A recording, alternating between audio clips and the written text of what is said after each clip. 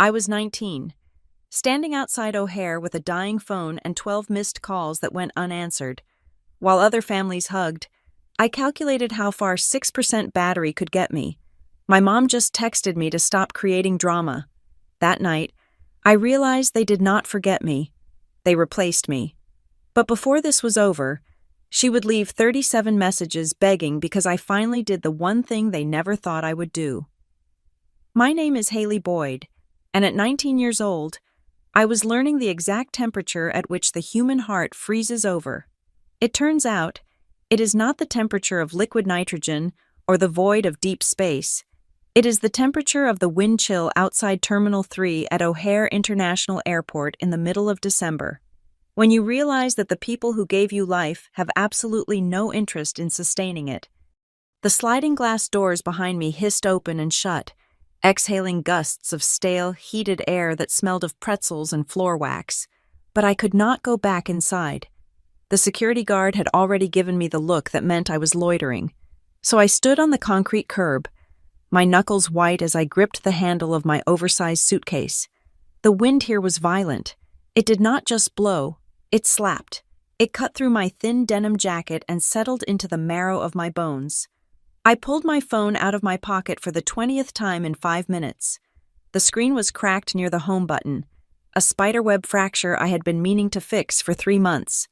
But right now, the only thing that mattered was the battery icon in the top right corner. It was red. It read 6%. 6% battery to bridge the 90-mile gap between Chicago and my driveway in Milwaukee. 6% battery to save myself. I unlocked the screen with trembling fingers. My call log was a humiliating scroll of red. Outgoing arrows.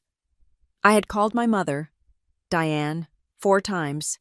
I had called my father, Mark, 3 times. I had called my older brother, Logan, 3 times. I had even called my younger sister, Kelsey, twice, though I knew she usually kept her phone on Do Not Disturb just to seem important. 12 calls, 12 opportunities for someone to pick up and say, "We are almost there, Haley, hang tight." 12 opportunities for someone to say, "Oh my God, traffic is a nightmare, but we are coming." Instead, I got 4 different voicemail greetings. My mother's voice was crisp and professional, the voice she used for her real estate clients. "You have reached Diane Boyd. Leave a message." My father's was the default robotic voice provided by the carrier because he could never be bothered to set it up. Logan's was a smug recording of him laughing with his fraternity brothers in the background, a remnant of his college glory days that he refused to delete. Kelsey's mailbox was full. I stared at the phone. It was 7:45 in the evening. My flight had landed 40 minutes ago. I had texted the family group chat before I even took off from Denver. I had texted them when we landed. I had texted them when I got my bag. Silence. Absolute, radio silence. A shuttle bus roared past, spewing gray exhaust into the freezing air. I coughed. Pulling my scarf up over my nose, down the sidewalk, a minivan screeched to a halt. The side door flew open, and a woman in a puffy beige coat jumped out. She shrieked, throwing her arms around a girl who looked about my age. The father got out of the driver's seat, beaming, and hoisted the girl's heavy duffel bag into the trunk like it weighed nothing. They were a flurry of motion and warmth. I watched them hug. I watched the mother smooth the girl's hair back. I watched them pile into the heated car and drive away, leaving nothing but a gap in the traffic where love used to be. I looked down at my phone again. 5%. "You can't stand here, miss." I flinched. An airport employee in a neon yellow safety vest was standing 3 feet away, holding a glowing orange baton. He looked exhausted, his breath pluming in the air between us. "I am waiting for a ride," I said, my voice cracking. I sounded pathetic even to my own ears. "They are just running a little late." "Active loading only," he recited, looking past me at a line of taxis. "If they aren't here, you need to circle back inside or move to the rideshare zone. You are blocking the flow." I looked at the empty space in front of me. I was blocking nothing but the wind, but I nodded, because that is what I was trained to do. Be agreeable, be low maintenance, do not cause a scene. "Okay," I whispered. I'm moving. I dragged my suitcase toward the rideshare pickup area. One of the wheels had a flat spot, so it made a rhythmic thud thud thud against the pavement, a heartbeat of failure. As I walked, my phone buzzed in my hand. My heart leaped into my throat. This was it. They were here. They were just stuck in the cell phone lot. I looked at the screen. It was a text message from Mom. Stop making drama. You always want attention. You're fine. I stopped walking. People swerved around me, cursing under their breath. But I could not move. I read the words again. Stop making drama. I was 19 years old, standing alone in a freezing city, 90 miles from home, with no money for a hotel and a dying phone. I had not asked for a parade. I had asked for a ride. I had asked for the bare minimum of parental obligation, and her response was to accuse me of performing for an audience that did not exist. Something inside me snapped. It was a quiet snap, like a dry twig under a heavy boot. It was the sound of my childhood finally breaking under the weight of their indifference. I looked at the battery. 4%. I did not text back. I did not beg. I did not explain that I was scared or cold. I opened the Uber app. My fingers were so numb I had to tap the screen twice to get it to register. I typed in my home address in the suburbs of Milwaukee. The price surged on the screen. It was $240. I had $300 in my bank account. That money was supposed to be for textbooks next semester. It was supposed to be my food budget for January. I did not hesitate. I pressed confirm. The app began to search for a driver. Connecting 3%. Driver found. Mohammed is 5 minutes away. 2%. I memorized the license plate number. I memorized the make and model of the car. A silver Toyota Camry. 1%. I took a screenshot of the driver's details, purely out of instinct, even though I wouldn't be able to look at it. And then, as the screen dimmed, I made a vow. It was not a dramatic declaration shouted into the wind. It was a cold, hard fact that settled in my chest. From this moment on, I thought, staring at the black mirror of my dead phone, I am an orphan. I will live as if I have no family. The phone died. I stood in the darkness of the pickup zone for 5 minutes, shivering so violently my teeth clattered together. When the silver Camry pulled up, I almost cried, not out of relief, but out of the sheer exhaustion of holding myself together. Mohammed, the driver, popped the trunk. He didn't just sit in the car. He got out. He was an older man with kind eyes and a thick gray mustache. He took my suitcase from my frozen hand. Heavy bag, he said, smiling gently. Going a long way. Milwaukee, I managed to say. He paused, looking at me. He took in my red nose, my watering eyes, the way I was hugging myself to stop the shaking. Long drive for a taxi, he noted softly. No one is coming. I laughed. It was a dry, rasping sound that hurt my throat. No, I said. They are busy. I got into the back seat. The heat was on, blasting from the vents. It felt like burning, but it was glorious. I leaned my head back against the seat and closed my eyes. Do you have a charger? I asked quietly. My phone died. Of course, Mohammed said. He passed a white cable over his shoulder without turning around. iPhone, yes. Yes, thank you. I plugged it in. I watched the charging symbol appear, but I did not turn the phone on. I did not want to see if they had called. I did not want to see if Mom had texted again to tell me I was being selfish for taking an Uber. I just sat in the silence, watching the highway lights blur past like streaks of orange neon. The drive took 1 hour and 45 minutes.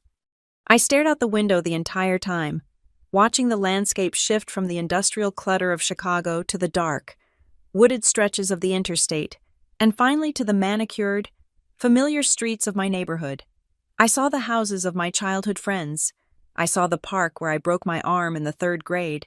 I saw the high school where I had graduated just a year ago, thinking I was escaping, only to be dragged back by gravity. When Mohammed turned onto my street, I sat up straighter. My house, my parents' house, was blazing with light. It looked like a lighthouse in a sea of darkness. Every window was glowing. There were cars parked all along the curb, blocking the mailboxes, creeping onto the lawns of the neighbors. I recognized my aunt's SUV. I recognized the luxury sedan of my father's business partner. I recognized the rusted hatchback of Logan's best friend. For one distinct, stupid second, hope flared in my chest. They planned a surprise party. I thought, that is why they didn't answer. They wanted to surprise me. They wanted to make a big deal out of me coming home for winter break. The thought was intoxicating. It washed away the cold of the airport. It made me feel guilty for the anger I had nursed for 90 miles. Of course, they hadn't forgotten me. They were just overwhelmed with preparations. "Looks like a party," Mohammed said, pulling up to the only empty spot, which was 3 houses down. "Yeah," I breathed, unbuckling my seatbelt. I think it might be for me." "That is nice," he said. "Very nice." I tipped him $40 in the app once my phone rebooted, leaving me with $20 to my name. I didn't care. I dragged my suitcase down the sidewalk, the wheels rumbling over the cracks. I could hear the music from the street. It was loud, thumping bass that vibrated against the siding of the house. I walked up the driveway, maneuvering between the cars. My heart was pounding. I prepared my face. I needed to look surprised. I needed to look happy. I needed to not look like I had just spent 2 hours wishing I was someone else. I reached for the front door handle. It was unlocked. I pushed the door open and stepped into the foyer. The heat hit me first, smelling of expensive cologne, warm cheese, and wine. The noise was deafening. There were at least 50 people packed into our living room and kitchen. They were holding plastic cups, laughing, shouting over the music, and then I saw the banner. It was strung across the archway leading to the dining room. It was huge, professionally printed on glossy vinyl with gold lettering. "Congrats, Logan, VP of Operations." The air left my lungs. It wasn't a welcome home party. It wasn't a surprise for me. It was a celebration for Logan, my brother, the golden boy, the 24-year-old who had never left home, who had walked straight into a job at Dad's friend's company, and who apparently had just been promoted. I stood there in the entryway, still wearing my coat, my suitcase handle gripped in my hand. I felt invisible. I felt like a ghost haunting the wrong house. People brushed past me. Someone spilled a little bit of beer on my shoe and didn't apologize.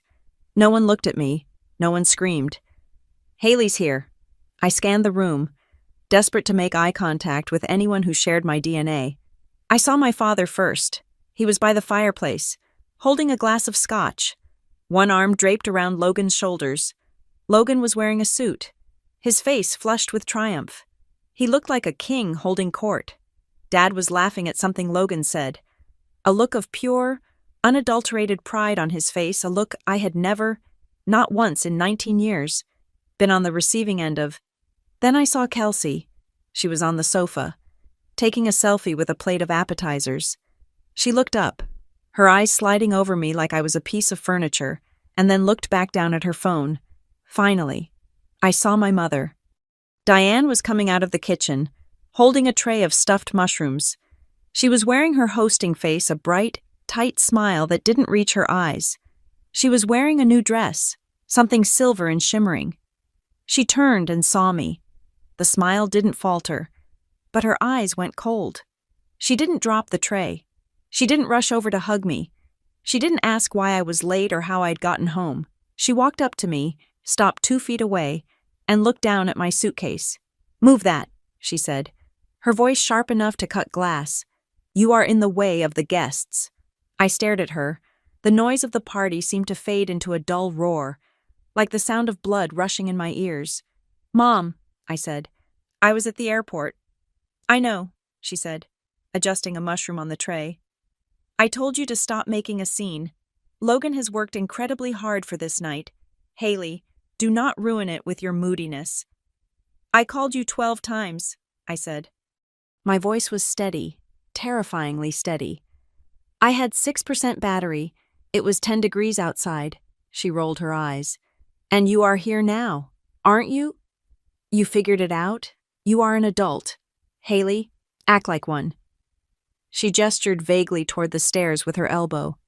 "Take your things upstairs and change out of those clothes. You look like a vagrant. If you are going to come down, try to smile. This is a big night for this family."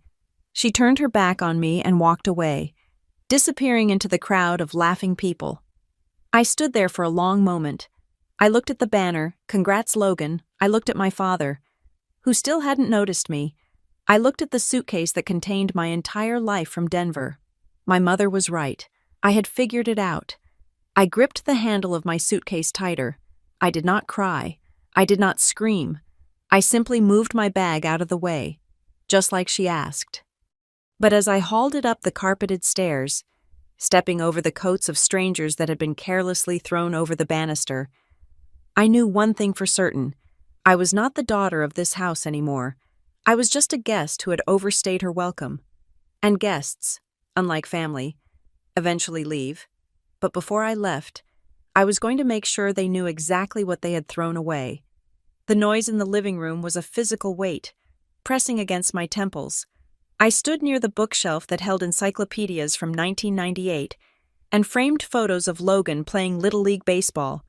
Trying to blend into the drywall, I had changed out of my travel-worn clothes into a sweater and jeans, but I still felt the chill of O'Hare clinging to my skin, a phantom layer of frost that the central heating could not melt. In front of me, the people who were supposed to be my family were performing a play titled The Perfect American Life, and they were all hitting their marks. My father, Mark, stood in the center of the room. He had loosened his tie, the universal signal that he was relaxed and in his element. He held a crystal tumbler of scotch in one hand and raised it high, the amber liquid catching the light of the chandelier. The room quieted down, the chatter subsiding into respectful silence. "Attention, everyone," Dad boomed, his voice rich with a pride that made my stomach turn. "I want to propose a toast." He looked at Logan. My brother was standing by the fireplace, one hand in his pocket, looking casually triumphant. He had that specific Boyd jawline square, confident, and utterly unbothered by the struggles of lesser mortals. "To my son," Dad said, beaming, "to the new Vice President of Operations." You know, when Logan was born, I looked at him and thought, this kid is going to go places. But I didn't think he would get there this fast. Laughter rippled through the room, polite, admiring laughter. Dad took a step closer to Logan and clapped a heavy hand on his shoulder. "Logan, you are the rock of this household. You are the future of this family. We are all just riding in your wake, son." The future of this family. The words hung in the air, heavy and absolute. I stood 10 feet away, holding a half-empty bottle of water, and I felt myself shrinking. If Logan was the future, what was I? Was I the past? Was I a footnote? Or was I just the invisible infrastructure, the support beam hidden behind the drywall that no one thinks about until the house collapses? Everyone raised their glasses. "To Logan," they chorused. I did not raise my water bottle. I watched my mother, Diane, sip her white wine, her eyes glistening with tears of validation. This was her victory too. Her son, her masterpiece, was succeeding. The narrative was complete. I turned away. Suddenly unable to breathe the same air as them, I needed to get to the kitchen to throw away my bottle, just to have a destination. As I navigated through the crowd, I nearly collided with my sister, Kelsey. She was 16, wearing a skirt that cost more than my entire semester's book budget, and she was aggressively typing on her phone. She looked up, her thumbs hovering over the screen. "Oh," she said flatly, "you are back." There was no malice in her voice, which somehow made it worse. There was just boredom. I was as interesting to her as a lamp that had been moved to a different corner of the room. "Hi, Kelsey," I said. "Good to see you too." She didn't catch the sarcasm, or she didn't care. "Do you have a charger block?" Logan took mine for the speaker system. "No," I said. "I left mine in the Uber because I was rushing." "Okay." "Weird," she muttered, and she was already walking away. Her attention sucked back into the glowing rectangle in her hand. She didn't ask about the flight. She didn't ask why I was late. She didn't ask if I was hungry. I was just a dispenser of electronic accessories that had failed to dispense. I bypassed the kitchen and went straight for the stairs. I climbed them slowly, the sounds of the party fading into a muffled thumping below my feet. My bedroom door was closed. I pushed it open and flipped on the light switch. The room smelled dusty. It was the smell of a space that is only entered for cleaning, never for living. My bed was made with military precision, the pillows stiff and uninviting. On my desk, a pile of Logan's old fitness magazines had been stacked, as if my room was slowly being converted into a storage unit for his hobbies. I sat down at my desk and opened my laptop. I told myself I just wanted to check my email, to see if my professors had posted the syllabus for the spring semester. I needed to anchor myself in something real, something that belonged to me. The world of academia, of design projects and deadlines, felt a million miles away from the shrine to Logan downstairs. But it was the only lifeline I had. I logged in. My fingers moved automatically, bypassing the student portal and clicking on the bookmark for my bank. It was a reflex, a nervous tic I had developed over the last 2 years of scraping by. Check the balance. Make sure the rent check cleared. Make sure you have enough for groceries. The page loaded. I blinked. I leaned closer to the screen. Certain that the glare from the overhead light was playing tricks on my eyes, I had 2 accounts. One was my checking account, which held the pathetic sum of $20 after the Uber ride. The other was a savings account titled College Fund. It wasn't a massive trust fund. It was money I had earned. It was 3 summers of lifeguarding. It was 2 years of working the front desk at the campus library. It was graduation money from my grandmother before she passed away. It was supposed to be $4,200. It was my safety net. It was the money I was saving for a deposit on an apartment so I wouldn't have to live in the dorms next year. The balance read $200. I stared at the number. 2 zeros. No comma. My breath hitched in my chest. I felt a cold flush of panic wash over me. Starting at my scalp and racing down to my fingertips, I clicked on transaction history so hard I almost cracked the trackpad. There it was. Dated 3 days ago. Online transfer to D. Boyd. Checking ending in 4492. Amount $4,000. D. Boyd. Diane Boyd. My mother. I sat there for a full minute, my brain trying to process the data. It had to be a mistake. Maybe the bank had flagged something. Maybe she had moved it to a higher interest account for me. But I knew. Deep down in the pit of my stomach, I knew exactly what this was. I stood up. The chair scraped loud and harsh against the wood floor. I didn't feel the cold anymore. I didn't feel the exhaustion from the airport. I felt a heat that started in the center of my chest and radiated outward, burning away the hesitation, burning away the desire to be the good daughter. I walked out of my room. I walked down the stairs. I did not look at the guests this time. I walked with a singular, terrifying purpose toward the kitchen. The double doors swung open. The kitchen was a chaotic catering zone. Empty wine bottles were lined up on the granite island. My mother was standing by the sink, rinsing a platter. My father was leaning against the counter, eating a shrimp cocktail. They looked up as I entered. I must have looked like a ghost, or a storm. "Mom," I said. My voice was low, but it cut through the ambient noise of the dishwasher. "Haley, grab a towel," she said, not looking at me. Someone spilled red wine on the rug in the foyer. "Where is my money?" I asked. She froze. The water was still running, splashing over her hands. She turned off the faucet slowly and turned around, drying her hands on a dish towel with deliberate, maddening calmness. "Excuse me," she said. "My savings account," I said, stepping closer. $4,000. It was transferred to your account 3 days ago. Where is it?" My father chewed his shrimp slowly, his eyes darting between me and Mom. He didn't look surprised. "Lower your voice," Mom hissed, glancing at the door to the dining room. "We have guests." "I do not care about the guests," I said, and for the first time in my life, I meant it. That was my tuition money. That was my rent money. Why is it in your account? Mom sighed, the kind of long, suffering sigh she used when a cashier took too long to scan her coupons. She leaned back against the counter, crossing her arms. We had to borrow it. Haley, it is not a big deal. Borrow it, I repeated, without asking me for what. Logan's certification trip, she said, as if it were the most obvious thing in the world.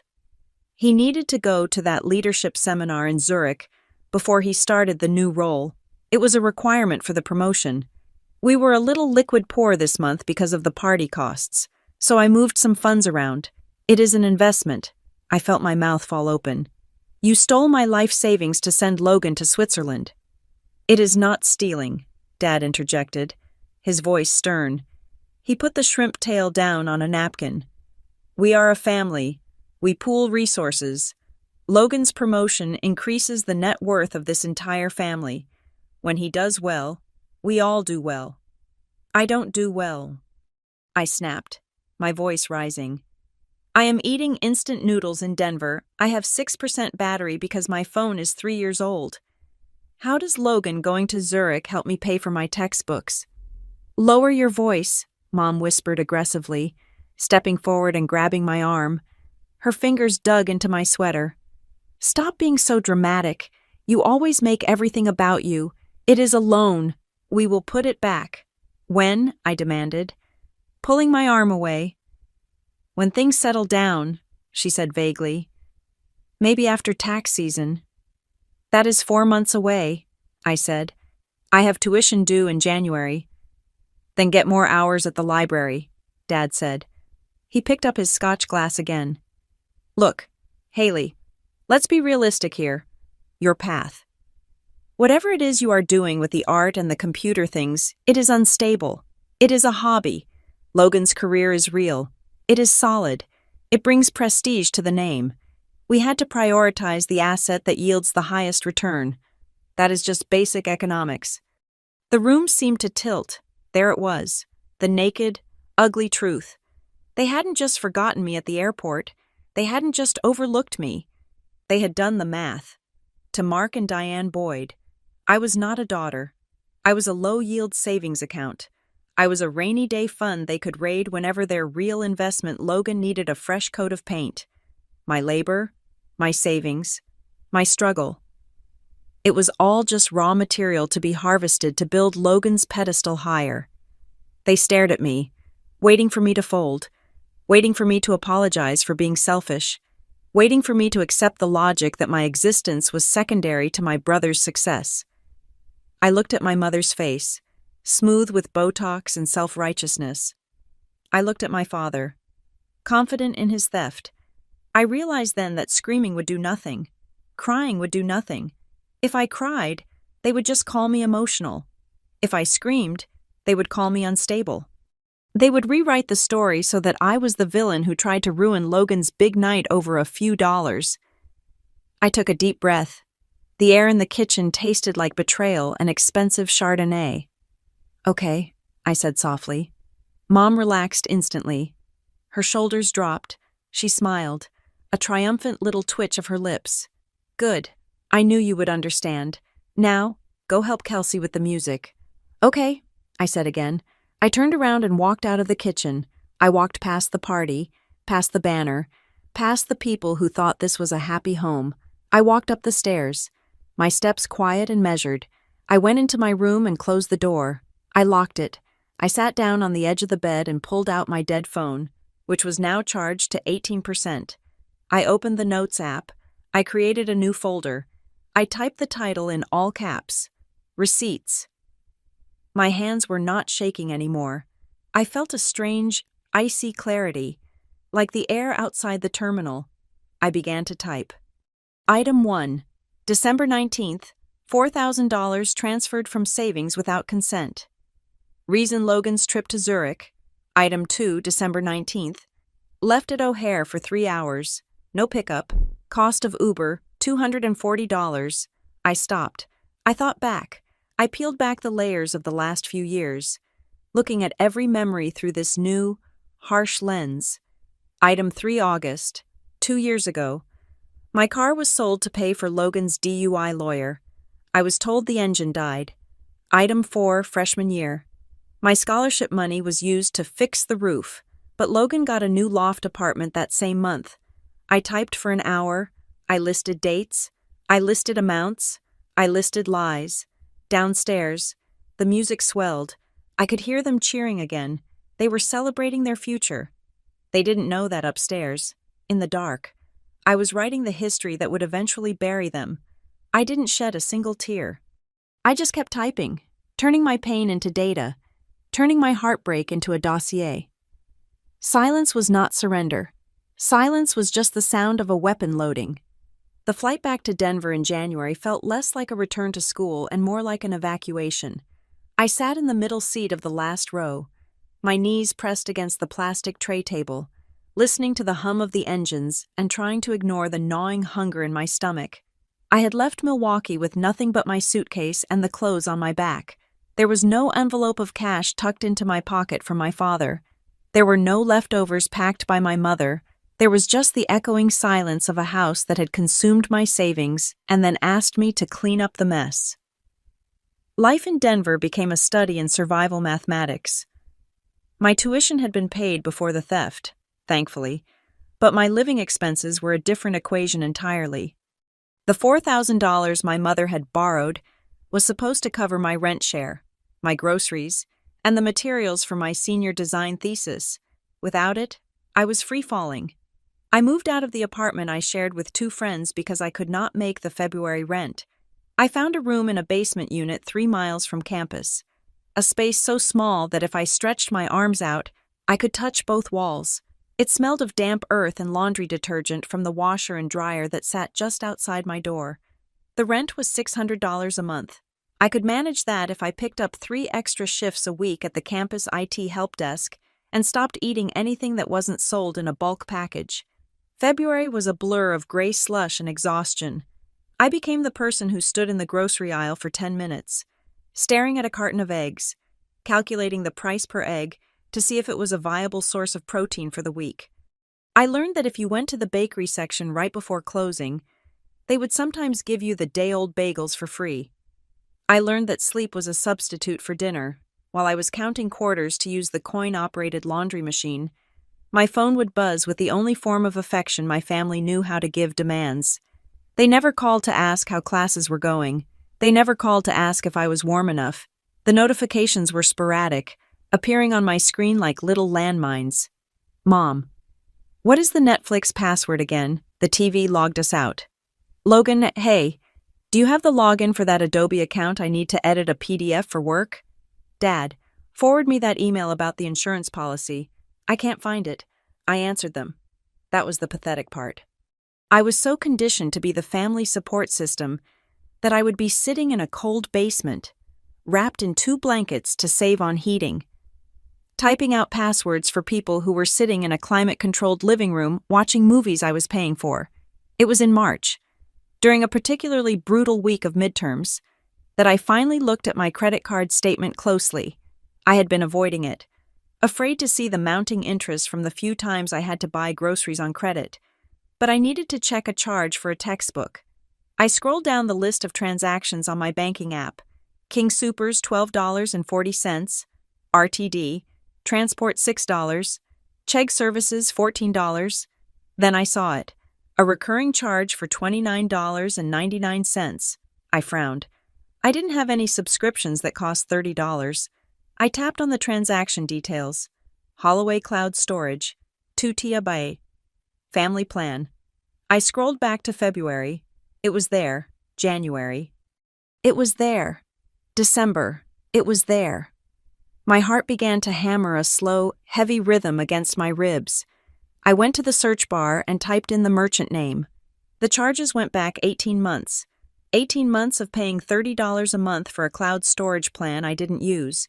I logged into the provider's website using my email. The dashboard loaded.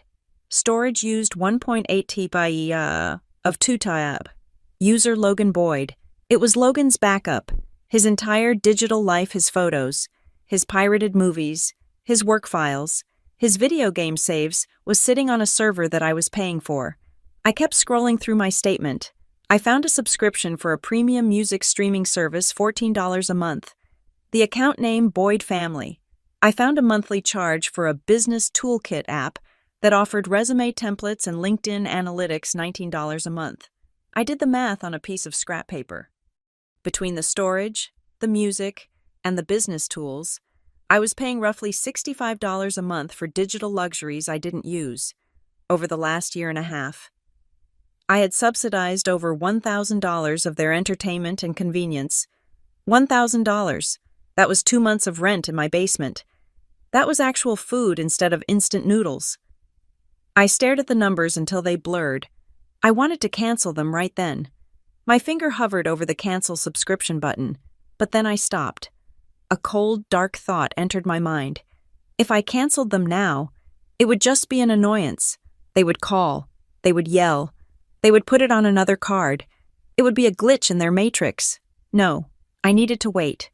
I needed to choose the moment when the silence would hurt the most. April arrived, bringing with it the thaw and the senior design showcase. This was the culmination of my entire degree. For 4 years, I had worked toward this night. My project, a user interface system for accessible banking, had been selected as a finalist for the department award. It was a black-tie event. There would be industry recruiters, professors, and families. Every student in my cohort was buzzing about who was coming. "My parents are flying in from Ohio," one girl said. "My dad is bringing my grandmother," said another. I created a digital invitation. It was beautiful, designed with the same care I put into my work. It had the date, the time, and a link to the live stream for those who couldn't make it. I sent it to the family group chat. "Haley, hey everyone. The senior showcase is next Saturday. My project is a finalist for the top prize. I would love it if you could make it. But if not, here's the stream link." I watched the chat bubble. Logan read it. Dad read it. Mom read it. 5 minutes passed. Then, a notification. Mom reacted to the message with a thumbs up emoji. That was it. No text. No congratulations. No, we will check our calendar. Just a yellow hand. A generic acknowledgement that I had spoken. Equivalent to how one might acknowledge a spam email. 2 days later, Kelsey sent a message in the same chat. "Prom dress shopping this weekend. Need opinions immediately." The chat exploded. Mom sent 3 heart emojis. Dad asked how much money she needed. Logan made a joke about her date. My invitation was buried under a landslide of tool and teenage vanity. I didn't bring it up again. I focused on my presentation. I focused on the code. I focused on the way the interface flowed, making sure it was perfect. I worked until my eyes burned and my fingers cramped. The night before the showcase, I sat in my room, staring at my dress. It was a simple black dress I had bought at a thrift store and tailored myself. I looked at the phone. I knew the answer. I knew it in my bones. But the inner child in me, the stupid, hopeful little girl who used to wait by the window, needed to hear them say it. I dialed my mother. She answered on the second ring, sounding distracted. "Hello, Haley." "Make it quick. I'm making dinner." "Hi, Mom," I said. "I was just calling to see, well, the showcase is tomorrow. I didn't know if you guys were planning to drive out or maybe fly in last minute. I have reserved seats under my name." There was a pause. I heard the sound of a pot lid clattering. "Oh, Haley," she sighed. It was a heavy, burdened sound. "Honey, you know that is a long trip, and honestly, it is just such bad timing." "It is my graduation showcase," I said. "It happens once." I know, but Logan has that networking golf thing on Sunday morning. He needs the car to get his clubs out to the course, and your father is using the SUV for the hardware store run. We just can't spare the vehicles right now." I gripped the phone tighter. "The car," I repeated. "You aren't coming because Logan needs the car for golf. It is a networking event. Haley, it is important for his career. He meets potential clients there. You have to understand. We can't just drop everything and fly to Denver for a school project. We are proud of you. Obviously. But be realistic." "Right," I said. My voice was hollow. "Realistic. "Send us pictures," she said. "Oh, and before I forget, did you pay the phone bill? I got a text saying it is due." "I will handle it," I said. "Thanks. Love you. Bye." The line went dead. The next evening, the university ballroom was a sea of velvet and camera flashes. The air smelled of expensive perfume and anticipation. I stood by my display, explaining my interface to a judge with a clipboard. I smiled. I answered questions. I shook hands. When the ceremony began, I sat in the front row with the other finalists. I listened to the dean speak about the future of design, about how the people in this room were going to change the world. "And the winner of the Senior Design Excellence Award," the dean announced, opening the envelope. "For her innovative work in accessible financial systems, Haley Boyd." The room erupted in applause. I stood up. The spotlight hit me, blinding and warm. I walked up the stairs to the stage. I accepted the heavy glass trophy. I shook the dean's hand. "Look out at your audience," the dean whispered kindly. "Soak it in." I turned to face the crowd. I saw hundreds of faces. I saw parents wiping away tears. I saw siblings cheering. I saw fathers holding up phones to record the moment. And then I looked at the third row. Center left, there were 4 empty chairs. I had reserved them. I had put little "reserved for Boyd family" signs on them, just in case. They sat there, gaping and vacant, like missing teeth in a smile. The applause washed over me, but I felt nothing. I felt a coldness that started in my chest and spread to my limbs, a numbness that was absolute.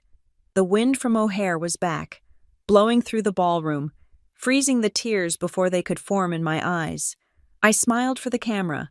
I held the trophy high, but inside, the last tether had snapped. After the ceremony, I went to the reception. I accepted free champagne I wasn't supposed to drink. I let my professors congratulate me. I felt like an actor playing a role. I checked my phone. Maybe they were watching the stream. Maybe they saw me win. There was one text message from Mom. "Don't forget to fix Logan's login. He says the cloud is full and he can't upload his weekend photos." I stared at the screen. I had just won the highest honor in my program. I was standing in a ballroom in a thrift store dress, holding a trophy that validated 4 years of struggle. And my mother was texting me to troubleshoot my brother's digital hoarding.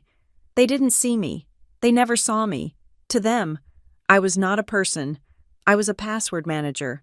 I was a tech support line. I was a credit card number that never complained. I walked out of the ballroom. I didn't go to the after party. I took the bus back to my basement apartment. I sat down at my wobbly desk, still wearing my dress. I placed the glass trophy next to my laptop. It caught the light of the desk lamp, sharp and jagged. I opened my laptop. I pulled up the receipts note on my phone. I scrolled to the bottom. Then, I opened a new tab. I went to the cloud storage provider first. Account settings, manage subscription, cancel immediately. A warning popped up. Warning: canceling will reduce storage to 5 GB. Data exceeding this limit will be deleted in 24 hours. I clicked confirm. I went to the music streaming service. Account Boyd family, edit plan. Remove member Mom, remove member Dad. Remove member Kelsey, remove member Logan. Change plan to individual student. I clicked save. I went to the business tools site. Cancel subscription. Reason for leaving. I am not the user. I logged into the phone carrier website. I had been on their family plan, but I had been the one managing the online access because they were all tech illiterate. I looked at the bill. It was auto-paid from my father's card, but my number was listed as an add-on. I initiated a transfer of service for my number to a cheap, prepaid carrier. Then, I went to the streaming services, Netflix, Hulu, HBO, change password, sign out of all devices. I typed in a new password, a complex string of random characters that had no birthday, no pet name, no anniversary, a password that was mine alone. I sat back in my chair. My screen was glowing in the dark room. One by one, the confirmation emails started to roll in. "We are sorry to see you go. Your subscription has been canceled? Password changed successfully. I felt a strange sensation in my chest. It wasn't happiness. It wasn't relief. It was lighter than that. It was the feeling of dropping a heavy backpack after hiking for miles. They didn't remember me. They remembered my utility. They remembered that I made their lives frictionless. They remembered that I was the one who kept the digital lights on. Well, the power was out now. I closed my laptop. The fan whirred to a stop. The room was silent. I looked at the trophy again. It was the only thing in the room that reflected any light. "Congratulations, Haley," I whispered to the empty room. I went to sleep. It was the best sleep I had had in years. It started with a shaky hand and a ring light I had bought at a garage sale for $5. It was 3 days after the showcase. 3 days since I had severed the digital umbilical cords connecting me to the Boyd family mainframe. The silence from Milwaukee was not peaceful. It was heavy, like the pressure drop before a tornado. I knew they were noticing. I knew the password incorrect screens were popping up on their televisions and phones. I knew the confusion was turning into irritation, which would soon calcify into rage. I was sitting on the floor of my basement room, leaning against the cold drywall. My laptop was open, displaying a new freelance job board I had signed up for. But my mind was stuck on the image of those 4 empty chairs in the ballroom. I opened the TikTok app. I had an account, but it was a ghost town, just a few videos of design renderings and coffee art. I pressed the plus sign. I flipped the camera to face me. I did not put on a filter. I did not fix my hair, which was pulled back in a messy bun. I looked tired. I looked exactly like what I was, a 19-year-old girl who was realizing she was entirely alone in the world. I pressed record. "Hi," I said to the camera. My voice trembled, so I cleared my throat and started again. "My name is Haley. Last December, my family forgot I was at the airport. I called them 12 times. No one answered because they were throwing a party for my brother. When I finally got home, my mom told me I was being dramatic. I took a breath. Yesterday, I won a National Design Award. They didn't come because my brother needed the car for golf. But 10 minutes after the ceremony, my mom texted me, not to say congratulations, but to ask me to fix my brother's Netflix password. I looked directly into the lens. I have paid their phone bills. I have managed their cloud storage. I have been their tech support, their emotional punching bag, and their retirement plan. But today, I cut them off. I am 19. I have $200 to my name. And I am terrified. But I think I am finally free. I stopped recording. I added a simple caption. My family left me at O'Hare, but still expected me to pay their bills. I added the hashtags toxic family, glass child, and boundaries. I hovered over the post button. My heart was hammering against my ribs like a trapped bird. If I posted this, there was no going back. This wasn't a private rebellion like changing a password. This was a declaration of war. I closed my eyes and tapped the screen. I threw the phone onto my mattress and went for a walk. I walked for 2 hours, circling the campus, breathing in the cold mountain air, trying to outpace my own anxiety. When I came back, I forced myself to shower, to eat a piece of toast, to do anything but look at the phone. I fell asleep around 2 a.m. When I woke up, my phone was hot. It wasn't just warm. It was physically radiating heat from the nightstand. I touched the screen, and it didn't wake up immediately because the processor was overloaded. When it finally flickered to life, the notifications weren't a list. They were a solid block of text that was moving so fast I couldn't read it. 99 plus. Likes, 99 plus comments, 99 plus. New followers. I opened the app. The video had 3.2 million views. I sat up in bed, gasping for air. 3 million people. That was the population of a small country. I opened the comments. I expected hate. I expected people to tell me I was ungrateful, just like my mother did. I expected the internet to side with the parents. Instead, I saw a tidal wave of validation. User Sound782. This is me. I am 40 and I am just realizing I was the Haley of my family. Sarah J. The The glass child syndrome is real. They look right through you to see the golden child. I am so sorry. Honey. Mike. Design, you won a national award. Drop your portfolio link. Seriously. Contact Queen. The fact that you cut the subscriptions is the level of petty I aspire to. Please tell us exactly how you did it. I scrolled and scrolled. Thousands of strangers were offering me the hugs my mother had withheld. Thousands of people were angry for me. It was disorienting. I had spent my life believing I was the problem, the squeaky wheel, the drama queen. And here were 3 million people telling me that the machine was broken, not the wheel. I didn't stop. I felt a surge of adrenaline, a strange, intoxicating mix of vindication and opportunity. I set up my phone again. This time, I didn't shake. I started a series. I called it Receipts Anonymous. I didn't use real names. I didn't say Diane or Logan. I just told the stories. I told the story about the savings account theft. I told the story about the time Logan crashed his car and Dad blamed the icy road. But when I got a flat tire, I was irresponsible. I read the text messages verbatim, putting them on the screen with the names blacked out. Text from Mother. We need to transfer the title of your car to your brother for insurance reasons. You can still drive it when he isn't using it. I posted it. Within an hour. A creator named Dr. Aris, a clinical psychologist with 5 million followers, stitched my video. I watched it. My breath held tight. Dr. Aris sat in a comfortable armchair, looking kind and serious. What you are watching here, he said, pointing to my video, is a textbook example of family scapegoating dynamics. The daughter is the identified patient, the one who carries the emotional burden so the others can remain comfortable. Notice how the financial abuse is justified as family investment. This is not normal. This is exploitation. Haley, if you are watching this, you are not crazy. You are escaping. His video went viral. My follower count jumped from 50,000 to 200,000 in an afternoon. But it wasn't just internet points, it was the bio link.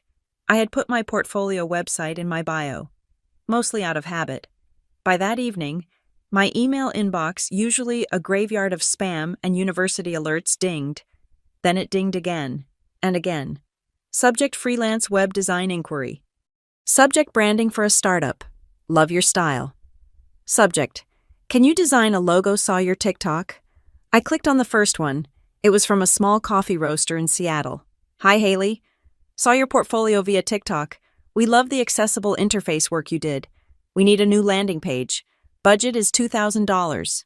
Are you available? $2,000. I stared at the number. My mother had taken $4,000 from me and called it a loan. Here was a stranger offering me half of that just to do a job I loved for a week. I typed back, I am available. I spent the next 3 days in a fever state of work. I designed the landing page. I created a brand kit for a candle company in Austin. I revamped a resume for a woman in London. When the first payment hit my Stripe account, $500 as a deposit, I cried. I didn't cry at the airport. I didn't cry when I saw the empty chairs. But I cried looking at that notification on my phone. Deposit received, $500.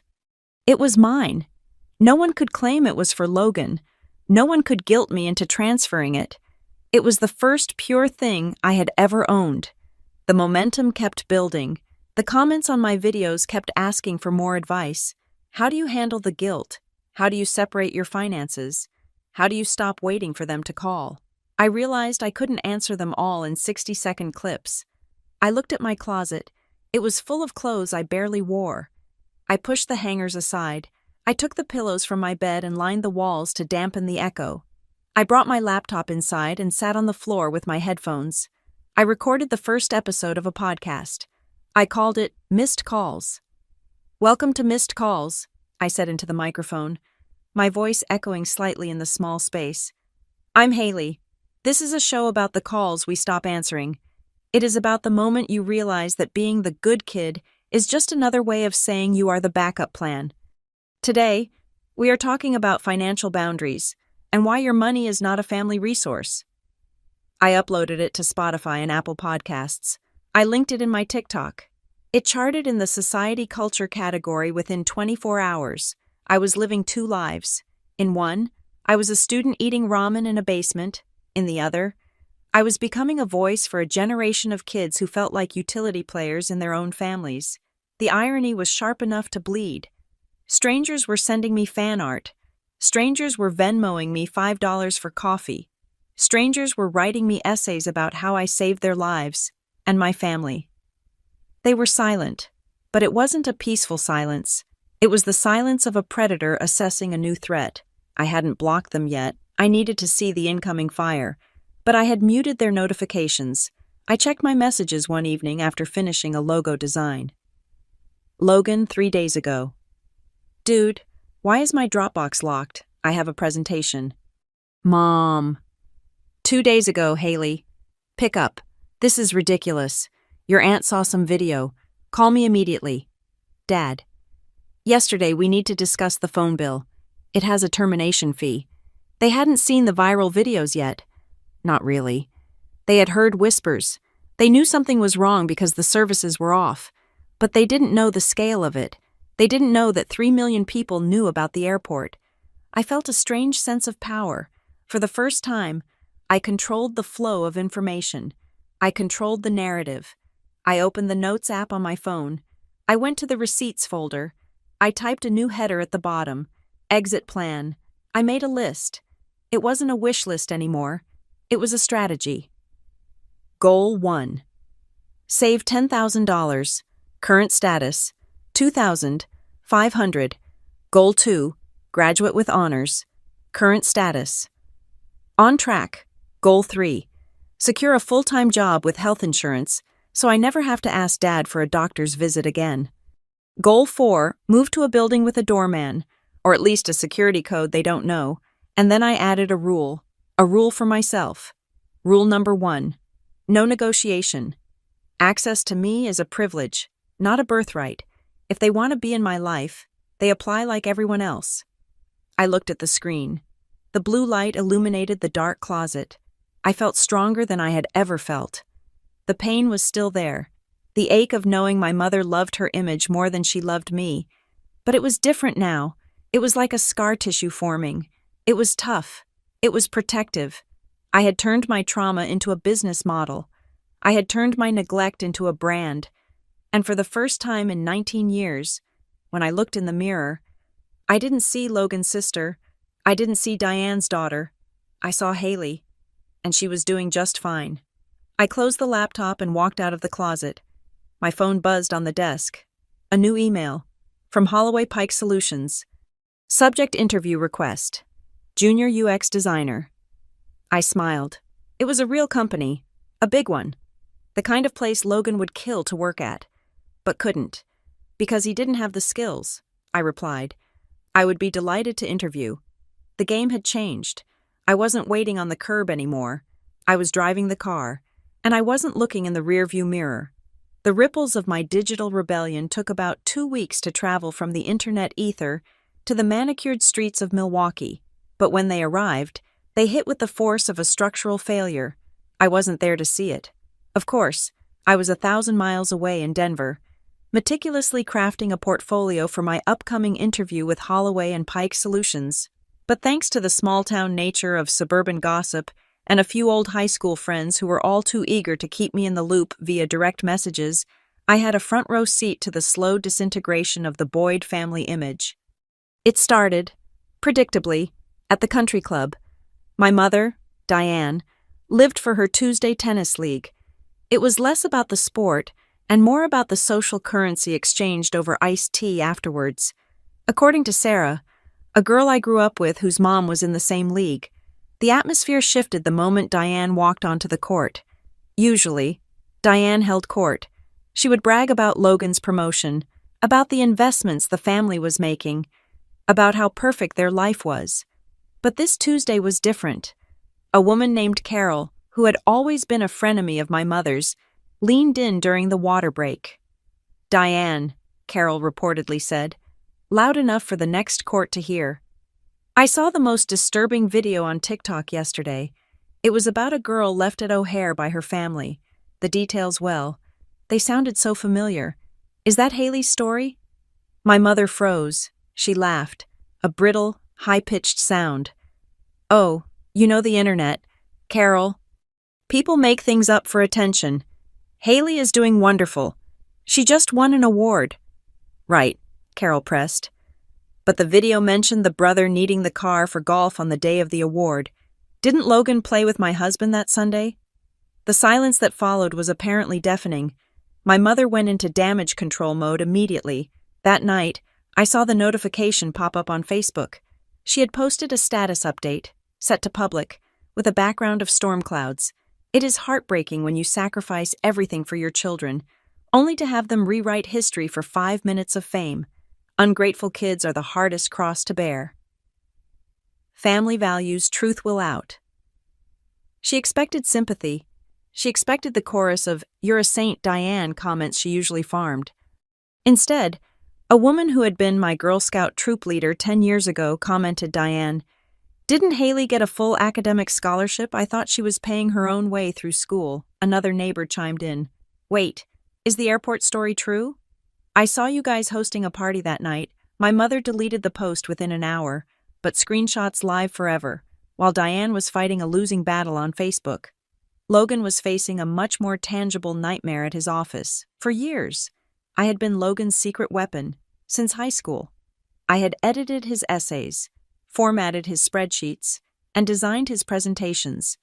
When he got the job at the logistics firm, he would email me raw data at midnight, and I would send back polished, professional slide decks by 6 in the morning. He never paid me. He barely thanked me. He just assumed that my talent was his asset. But I had cut him off 2 days ago. Logan had a quarterly review presentation. I knew this because he had emailed me 5 times the night before. The subject lines escalating from "Hey, quick favor" to "Haley, pick up or I am screwed." I hadn't picked up. According to a text I got from an old friend who interned at his company, the presentation was a disaster. Logan had tried to do the slides himself. He used mismatched fonts. The graphs were blurry screenshots. The formatting was all over the place. But the humiliation didn't stop at bad design. During the meeting, Logan had apparently tried to use a specific phrase I often used in my receipts videos, something about efficiency metrics in a toxic system. He thought he was sounding smart. A junior analyst in the back of the room, someone young, someone who clearly spent time on TikTok, snickered. "Hey Logan," the guy had called out during the Q&A. "Did you get that line from the airport girl video? The one about the family who exploits their daughter?" The room went quiet. The vice president of HR, a stern woman who didn't tolerate nonsense, looked up from her notes. "What is he talking about? Logan?" she asked. "Nothing," Logan stammered. "Just a meme. Actually," the analyst continued, "merciless. The slide design from his last quarter looks identical to the portfolio linked in that girl's bio. It is weird, right? It is almost like the quality dropped off a cliff the moment she posted that she was cutting her family off." The HR representative didn't laugh. She just made a note on her pad. Later that afternoon, Logan was called into a meeting to discuss intellectual property and authentic work output. He didn't lose his job, not yet, but the golden halo was tarnished. He was no longer the prodigy. He was the guy who might have been outsourcing his competence to his little sister. Then came Kelsey. My little sister was the least malicious of them, but she was also the most dependent. She had grown up watching me fix everything, so she never learned how to hold a hammer. It was Wednesday night. I was working on a wireframe for a freelance client, listening to a lo-fi playlist, when my phone buzzed. Kelsey. "Hey, I am freaking out." I stared at the screen. I didn't reply. Kelsey. "The deadline for the art school portfolio is tomorrow at midnight. I have the drawings, but I don't know how to scan them properly or put them into the PDF format they want. The file size keeps being too big. Kelsey, please. Hales.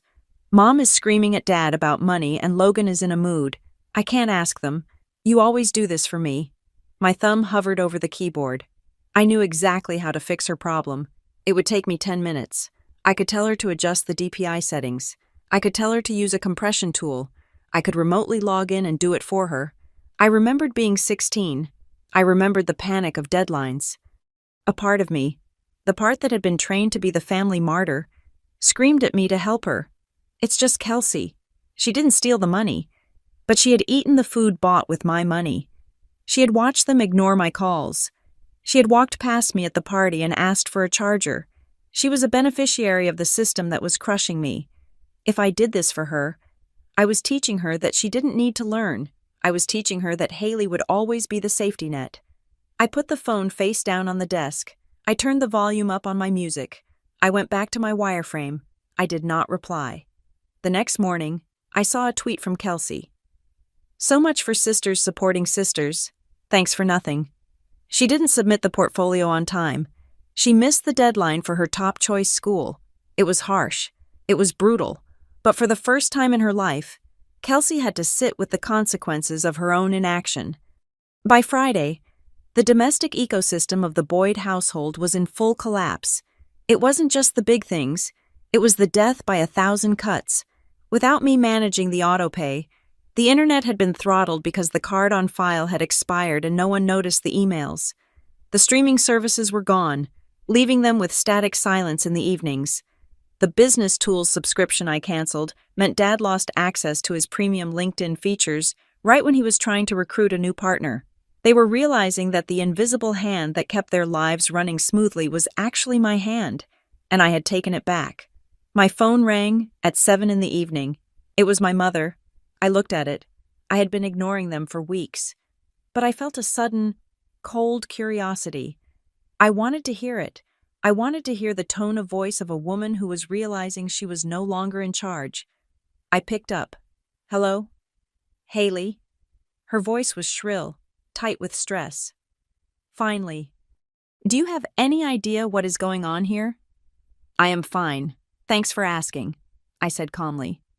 Don't get smart with me, she snapped. The internet is down. Logan is being investigated at work because of some rumors you started. People at the club are looking at me like I'm a criminal, and Kelsey is crying in her room because she missed her application deadline. Are you happy? Are you happy that you are ruining this family? I sat back in my cheap desk chair.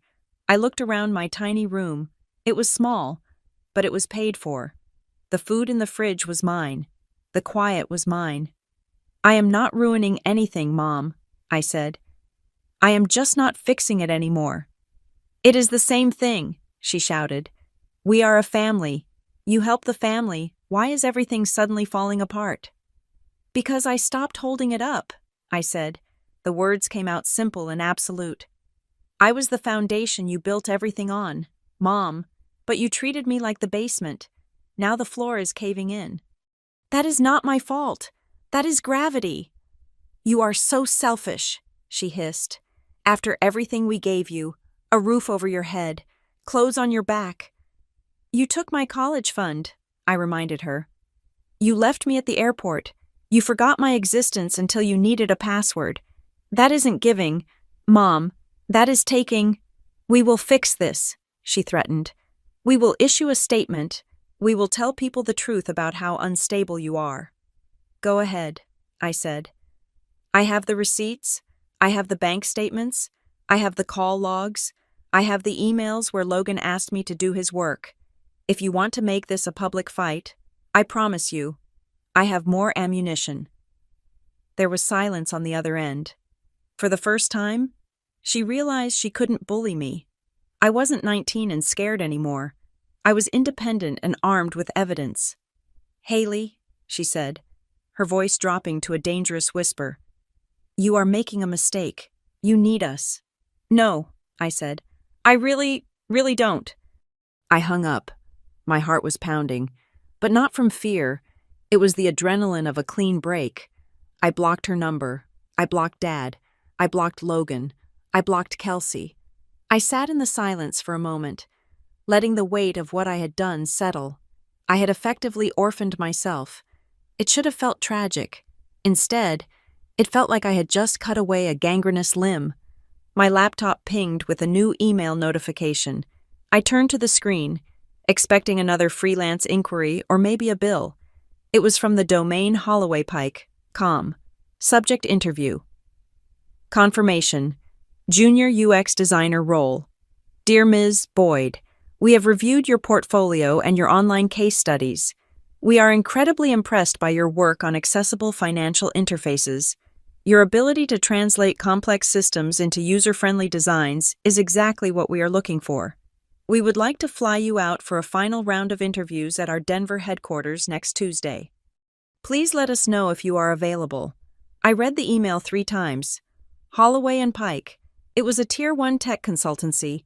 Starting salaries for juniors were around $80,000 a year.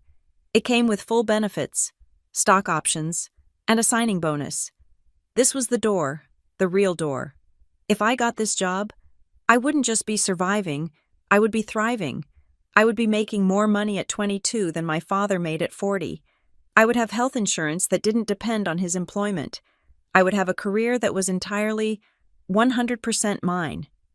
I thought about Logan, sweating in his office, unable to make a slide deck. I thought about my mother, desperately trying to spin a narrative that no longer held water. I thought about Kelsey, missing deadlines because she waited for a savior who wasn't coming. They were drowning in the shallow end of the pool because they refused to learn how to swim. I typed my reply. I am available. Thank you for the opportunity. I hit send. I stood up and walked to the small window of my basement apartment. Outside, the Denver sky was a brilliant, bruised purple as the sun went down over the Rockies. It was cold, but inside, I was warm. The family structure had collapsed. The perfect image was shattered, and standing in the rubble, holding the blueprint for a new life, was me. I smiled. It was time to build something that actually had a foundation. The optimism I felt after scheduling the interview with Holloway and Pike was a narcotic. It made me feel invincible, like I had finally outrun the shadow of my family. I spent the weekend looking at apartments online, fantasizing about a space that didn't smell like damp basement and didn't have a shared laundry room where my socks mysteriously vanished. I found it on a Tuesday morning. It was a studio apartment in the Low-High neighborhood of Denver. It was small, only 450 square feet, but it had an exposed brick wall, a window that actually let in sunlight, and a kitchen island that wasn't made of plywood. The rent was $1,400 a month. It was a stretch, but with my freelance income picking up and the prospect of the new job, I knew I could make it work. I filled out the application immediately. I paid the $50 application fee. I uploaded my bank statements, which finally showed a positive balance thanks to the design deposits. I hit submit with a flourish, feeling like I was signing the treaty that ended the war. The rejection email came 4 hours later. I was sitting in a coffee shop, working on a logo, when the notification slid across my screen. Subject application status, Unit 4B, declined. I frowned. I wiped my hands on a napkin and opened the email. Assuming there was a mistake, maybe I had typed my social security number wrong. Maybe the upload had failed. Dear Ms. Boyd, thank you for your interest in the Low-High Lofts. Unfortunately, we are unable to approve your application at this time. Our leasing policy requires a minimum credit score of 650. Your current credit report indicates a score of 580, along with a high debt-to-income ratio due to recent credit utilization. If you believe this is an error, please contact TransUnion directly. I stared at the number. 580. That was impossible. I was 19. I had one credit card, a student starter card with a limit of $500, which I paid off in full every single month. I had never missed a payment. I had no car loan. I had no mortgage. My student loans were in deferment until graduation. My credit score should have been in the 700s. A cold, prickly sensation started at the base of my neck. It was the same feeling I had when I looked at the college fund account and saw the missing money. But this was worse. That was theft of cash. This was theft of my name. I packed up my laptop. I couldn't do this in public. I needed to be somewhere private. I practically ran back to my basement apartment, ignoring the burning in my lungs. I threw my bag on the floor and opened my laptop. My hands were shaking so badly I had to type my password twice. I went to Annual Credit Report. Calm. I requested my file from Experian. I answered the security questions. What is the make of your vehicle? None. Which of these addresses have you lived at 142 Maple Drive? Milwaukee. The report generated. A spinning wheel on the screen mocked me for 10 agonizing seconds. Then, the PDF opened. I scrolled past my student loans.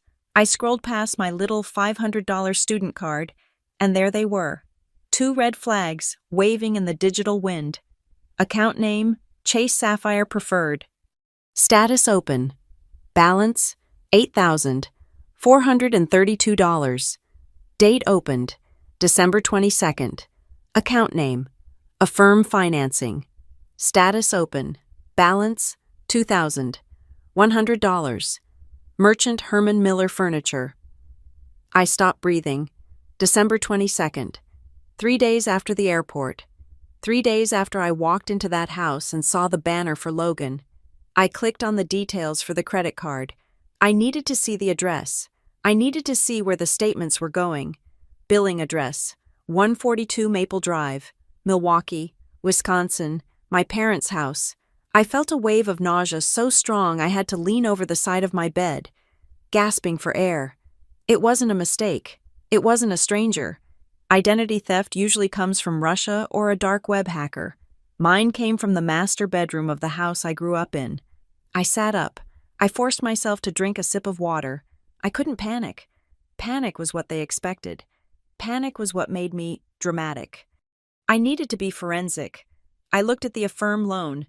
$2,000 for furniture. I remembered seeing a new ergonomic gaming chair in Logan's room when I went to get my suitcase. I remembered him bragging about his new office setup for the VP role. He was sitting on my credit score. I picked up my phone. I didn't call my mother. Not yet.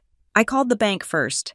I spent 40 minutes on hold, listening to smooth jazz that sounded like a funeral dirge. Finally, a woman named Patricia answered. Fraud Department, this is Patricia. How can I help you?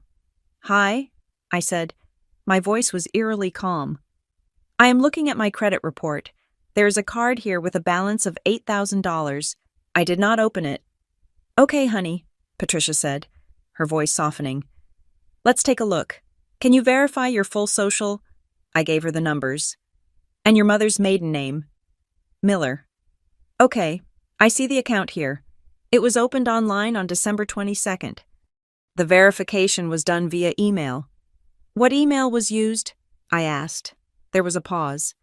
For security, I can only give you the first few letters. Does it start with Haley College Prep? I asked. Yes, Patricia said. That is the one. I closed my eyes. Haley College Prep Gmail.com. It was an email address my mother had created for me when I was a junior in high school. She said it was to help me manage my applications and scholarship offers. She had the password. She had set it up on her iPad. I hadn't used that email in 2 years. Patricia, I said, I need to dispute this. That is not my email anymore. I did not authorize this. I understand, she said. We can freeze the card immediately. We will open an investigation. But I have to ask, do you know who might have had access to your social security number and that email address? I looked at the wall of my basement room. I looked at the water stains on the ceiling. Yes, I said. I know exactly who it was. If it is a family member, Patricia said, her voice taking on a warning tone, you should know that for us to discharge the debt as fraud, you will likely need to file a police report. Otherwise, the bank considers it a civil matter between authorized parties. A police report, that was the line. That was the nuclear option. If I filed a police report, it wasn't just a family squabble anymore. It was a felony. It was prison time. It was a criminal record. I understand, I said. Freeze the card. Send me the affidavit. I hung up. I sat there for 10 minutes. I thought about the time my mother made me soup when I had the flu in 3rd grade. I thought about the time my father taught me to ride a bike. I tried to find the love. I tried to find the reason to protect them. But then I thought about the airport. I thought about the wind. I thought about the stop making drama text. I thought about the rejection email from the apartment complex. They hadn't just neglected me. They had actively intentionally sabotaged my future to fund their present. They had looked at my credit, my good name, my financial identity, and decided it was a resource they were entitled to harvest. I unblocked my mother's number. I dialed. She picked up on the first ring, which meant she was holding the phone. Haley. She sounded breathless. Oh, thank God. I have been trying to call you. I saw that you blocked us. You can't just— Mom, I interrupted. What? Did you use my name? The question hung in the air, heavy and absolute. I didn't yell it. I asked it with the flat curiosity of a judge asking a defendant for a plea. I don't know what you are talking about, she said, but the speed of her answer gave her away. It was a reflex, not a truth. I am looking at my credit report. Mom, I said, there is a Chase Sapphire card with $8,000 on it. There is a Herman Miller loan for Logan's chair. The verification email was the old college prep account you control. Silence. I could hear her breathing on the other end. I could hear the faint sound of the television in the background. Mom, I said again, did you open these accounts? We were going to fix it, she blurted out. My stomach dropped. There it was, the confession. Fix it, I repeated. You committed identity theft to fix what? Logan needed a bridge, she said, her voice rising in that frantic, victimized pitch she used when she was cornered. The promotion came with expenses. Haley, he had to buy new suits. He had to furnish the home office. The signing bonus hadn't cleared yet. We were just liquid poor for a few weeks. We were going to pay it off before you even noticed. Before I noticed, I laughed. A harsh, jagged sound. Mom, you tanked my credit score. I just got denied for an apartment. I am living in a basement because of you. Don't be dramatic, she said instinctively. It is just a number. We can pay it down. Your father is closing a deal next month. We will transfer the money. Just don't make a scene about this. Make a scene. I felt the heat rising in my face, but I pushed it down. I needed to be cold. You committed a felony. We are your family, she screamed. You don't use words like felony with your mother. We raised you. We fed you, so we used your credit for a month, so what? You weren't using it. You are a student. Logan has a career to protect. And I don't, I asked softly. I don't have a life. You are young, she said dismissively. You can bounce back. Logan is at a critical juncture. If he showed up to that job in cheap suits, he would have been laughed out of the boardroom. We did what we had to do for the family. I am part of the family, I said. Then act like it, she retorted. Stop checking your little reports and let us handle the finances. We know what we are doing. I looked at the $8,000 balance again. Trips to restaurants, gas stations, a charge for a spa in downtown Milwaukee, a charge for a liquor store. They weren't just buying suits. They were living their perfect life on my credit because they were broke. The realization hit me like a physical blow. They weren't rich. They were drowning, and they were using me as a life raft. Okay, I said. Okay. She sounded relieved. Good. I knew you would be reasonable. Just unblock us. Haley, we need to coordinate the payment plan, and maybe you can take down those TikTok videos. People are talking. I said okay, I repeated. As in, I understand now. Understand what? I understand that I am not a daughter to you, I said. I am a line of credit. Haley, stop it. I'm going to hang up now. Mom. Wait. Don't you dare. I pressed the red button. I sat in the silence of my room. My hands were steady now. The shaking had stopped. I didn't cry. I didn't throw things. I felt a strange, terrifying clarity. They thought I would fold. They thought I would be the good little girl who took the hit to protect the family secret. They banked on my silence. They made a bad investment. I opened a new tab on my laptop. First, I went to the post office website. I rented a P.O. box in Denver. I set up mail forwarding immediately. Nothing, not a letter, not a bill, not a birthday card would ever go to 142 Maple Drive again. Second, I logged into every single email account I had. I changed the passwords. I enabled two-factor authentication. I removed the recovery email that linked back to my father. Third, I went back to the credit bureaus. Experian, TransUnion, Equifax. I clicked the button that said, Freeze Credit Report. It meant no one could open a new account in my name. Not me, not Logan, not Diane. And finally, I looked at the affidavit the bank had emailed me. Identity theft report. Did you authorize this debt? No. Do you know the person who committed this fraud? I picked up my digital pen. I could have just checked no and let the bank write it off.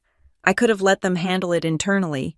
But if I did that, the debt would just disappear. And my parents would learn nothing. They would do it again, maybe to Kelsey, maybe to me in 5 years. They needed to learn that Haley Boyd was closed for business. I checked the box that said, yes. I wrote down the name, Diane Marie Boyd. I wrote down the address, 142 Maple Drive. I wrote down the relationship mother. I saved the document. I wasn't just leaving them at the airport anymore. I was putting them on the no-fly list. I stood up and walked to the mirror. I looked different. My eyes looked older. The girl who waited on the curb at O'Hare hoping for a ride was dead. The woman looking back at me was ready to burn the bridge while they were still standing on it. I picked up my phone and opened my calendar. I marked the date of my interview with Holloway and Pike. Then, I added a new event for tomorrow morning. 9:00 a.m., police station. I wasn't doing it out of spite. I was doing it for survival. As Dr. Aris had said in his video, boundaries without consequences are just suggestions. I was done making suggestions. The first time I walked into the lobby of Holloway and Pike Solutions as a full-time employee. The air smelled like ozone and expensive coffee. I was wearing a blazer I had bought with my first freelance check, and for the first time in my life, I did not feel like an imposter. I felt like an investment. The onboarding process was a revelation. In the Boyd household, money was a secret weapon used to control or a panic button hit in emergencies. Here, it was a contract. The HR representative, a woman named Linda with kind eyes, slid a piece of paper across the desk. This is your compensation package. Haley, she said. Base salary of $82,000. Signing bonus of $5,000, and here is your benefits enrollment guide. I stared at the number. $82,000. It was more money than I had ever seen in one place. It was freedom. It was a fortress. And the health insurance? I asked, my voice steady, though my heart was hammering. When does that kick in? Day 1. Linda smiled. Here is your temporary card. I took the small piece of paper. It was just cardstock, but it felt heavier than the trophy I had won. It meant that if I got sick, I didn't have to call my father. It meant that if I needed a dentist, I didn't have to beg. It meant my body belonged to me again. My father had called my design work a hobby. He had called my path unstable. 2 weeks into the job, I was assigned to the lead UX team for a major fintech application overhaul. My boss, a senior partner named Marcus, didn't treat me like a kid. He didn't ask me to get coffee. He put my wireframes up on the big screen in the conference room. This, Marcus said, pointing to my user flow diagram, is exactly the kind of intuitive architecture we have been missing. Boyd, good work. You are leading the interface sprint for the mobile wallet. I sat there, holding my stylus, and felt a strange sensation in my chest. It was the absence of anxiety. There was no need to shrink. There was no need to apologize for taking up space. I was being paid to take up space. I was being paid to be smart.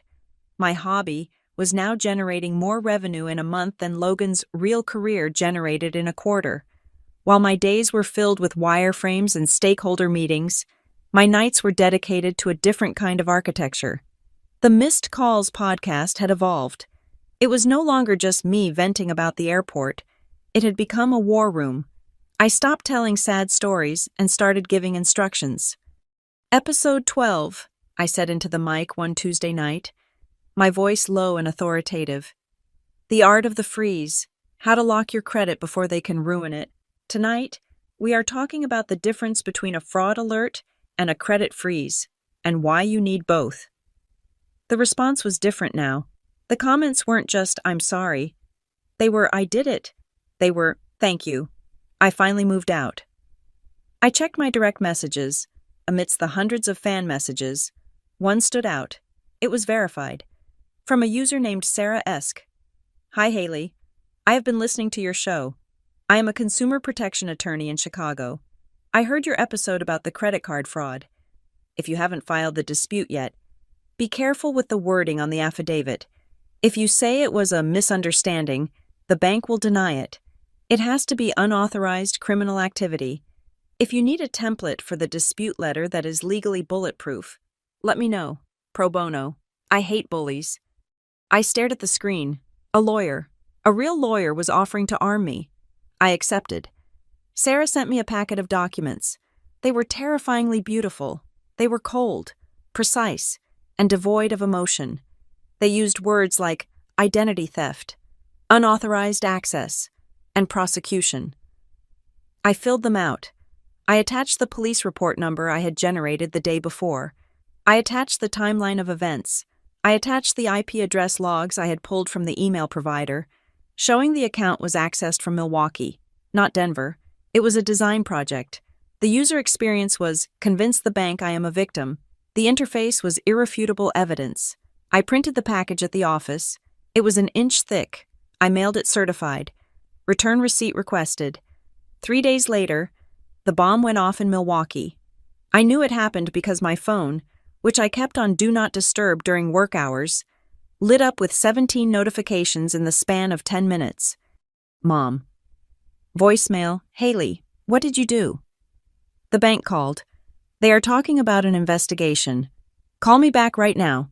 Dad voicemail. "You need to withdraw that claim. Do you have any idea what this does to our liquidity? We can work this out." Logan. Text. "You are actually crazy. Mom is crying. Fix this." I sat in my ergonomic office chair, overlooking the Denver skyline. I took a sip of my sparkling water. I did not call them back. I did not text. I opened my email. I composed a new message. To Diane Boyd. Mark Boyd. Logan Boyd. Subject Communication Protocol. I have received your calls. Due to the pending fraud investigation and the legal nature of the dispute regarding the unauthorized accounts opened in my name, I have been advised to cease all verbal communication. If you have anything to say to me, you may put it in writing. Any further attempts to call my personal number will be documented as harassment and added to the case file. Haley. I hit send. It was the coldest thing I had ever done. It was also the most necessary. By forcing them to write, I was stripping them of their weapons. They couldn't use tone. They couldn't use guilt-tripping pauses. They couldn't gaslight me by saying, "I never said that later." If they wrote it, I had it. The silence that followed was heavy, but it was the silence of a siege. They were trapped. If they emailed me admitting they opened the accounts, I had a confession. If they emailed me threatening me, I had harassment. So they stopped. But the consequences didn't stop. Logan was the first to crumble. Without me to manage his digital life, the cracks in his competence were becoming canyons. I heard about it from a mutual friend, a guy named Chris who worked in Logan's building. We met for coffee in Denver when Chris was in town for a conference. "It is bad, Haley," Chris said, wincing as he took a sip of his latte. "Like, really bad. Last week, Logan had to present the Q1 projections. Usually, his decks are slick. This time it looked like a fourth grader made it in paint. White background, black text, typos everywhere. He didn't use the templates I made him, I asked, keeping my face neutral. He couldn't find them. Chris laughed. Apparently, they were on that cloud account you canceled. He stood up there and tried to wing it. He kept saying, and The VP asked him a basic question about the data source, and Logan just froze. He said, "I usually have support staff handle the raw data," the VP said. "Logan, you are the support staff." I felt a dark, sweet satisfaction curl in my stomach. It wasn't gloating. It was justice. For years, Logan had walked around wearing my hard work like a tailored suit. Now he was naked, and everyone could see that the Emperor had no skills. Is he going to be fired? I asked. Probation, Chris said. He is on a performance improvement plan. He has 30 days to prove he can actually do the job. He wouldn't make it. I knew he wouldn't. Logan had never learned to swim because he had spent his whole life standing on my shoulders. Then there was Kelsey. My sister emailed me a week after the written-only rule went into effect. She didn't use the group thread. She emailed me privately. Subject FAFSA. Haley, I know you said to write, I am not asking for money, but the school counselor said I need to fill out the FAFSA for financial aid if I want to go to community college since I missed the art school deadline. Mom and Dad won't give me their tax info. They are screaming about audits. I don't know what to do. I don't know how to fill this out. Can you just tell me what line 4B means? I looked at the email. It was the first time Kelsey had ever asked how to do something, rather than asking me to do it for her. I could have ignored it. I could have let her fail to teach her a lesson. But the goal wasn't cruelty. The goal was independence. I didn't do it for her. I didn't ask for her login. I replied, here is a link to a YouTube tutorial that explains the form line by line. You need to demand the tax returns from Dad. Tell him that if you don't file, you don't get aid, and he has to pay tuition out of pocket. He will give them to you. I hit send. I was no longer the mule. I was the guide. If she wanted to walk the path, she had to move her own legs. By the end of my first month at Holloway and Pike, my first full paycheck hit my bank account.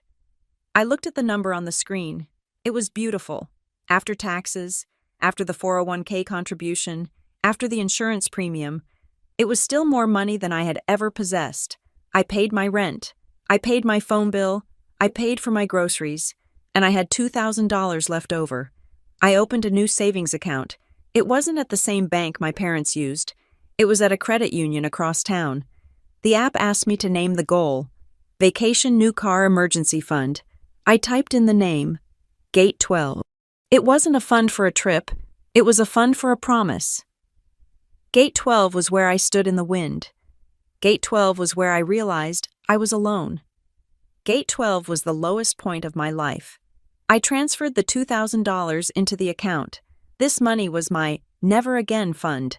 If I ever got stranded, if I ever got fired, if the world ever turned its back on me, I would have the resources to buy my own ticket. I would never stand on a curb waiting for a car that wasn't coming. I watched the balance settle. Gate 12, $2,000. I closed the laptop. I walked to the mirror in my new apartment, the one I had secured with an extra-large security deposit and a letter of employment from my new firm, bypassing the credit check hurdle. I looked at myself. I was tired. Yes, the legal battle was draining. The emotional toll of cutting off my family was a heavy coat I wore every day, but I was standing on solid ground. My phone buzzed on the counter. It was an email notification. From Chase Fraud Dept. Subject update on your dispute. Dear Miss Boyd, we have received your affidavit and supporting documentation. Based on the evidence provided, we have provisionally credited the $8,000 back to your account while we pursue the responsible party. Pursue the responsible party. It was happening. The machine I had built was working. I wasn't destroying them. I was simply stepping out of the way and letting the consequences find them. I picked up my keys. I was going to buy myself a dinner, a real dinner, sitting at a table for one, paying with a card that had my name on it, and answering to no one. The revenge wasn't in the email I sent. The revenge was in the life I was living. And it tasted sweet. Sunday morning usually tasted like peace. In my new life, the one I had built brick by brick over the last 3 months. Sunday was for sleeping in until 9, for making pour-over coffee in my sun-drenched kitchen, and for reading a book that had absolutely nothing to do with user interface design or family trauma. It was a day of rest, a concept I was only just beginning to understand. But this Sunday, the peace was shattered before I even opened my eyes. It was not a sound that woke me. It was a vibration. My phone, which I had left on the nightstand, was buzzing. It wasn't the rhythmic pulse of a phone call. It was a spasm. One buzz, then another, then 3 in rapid succession, then a continuous, angry hum that rattled the glass of water next to it. I rolled over, blinking against the morning light.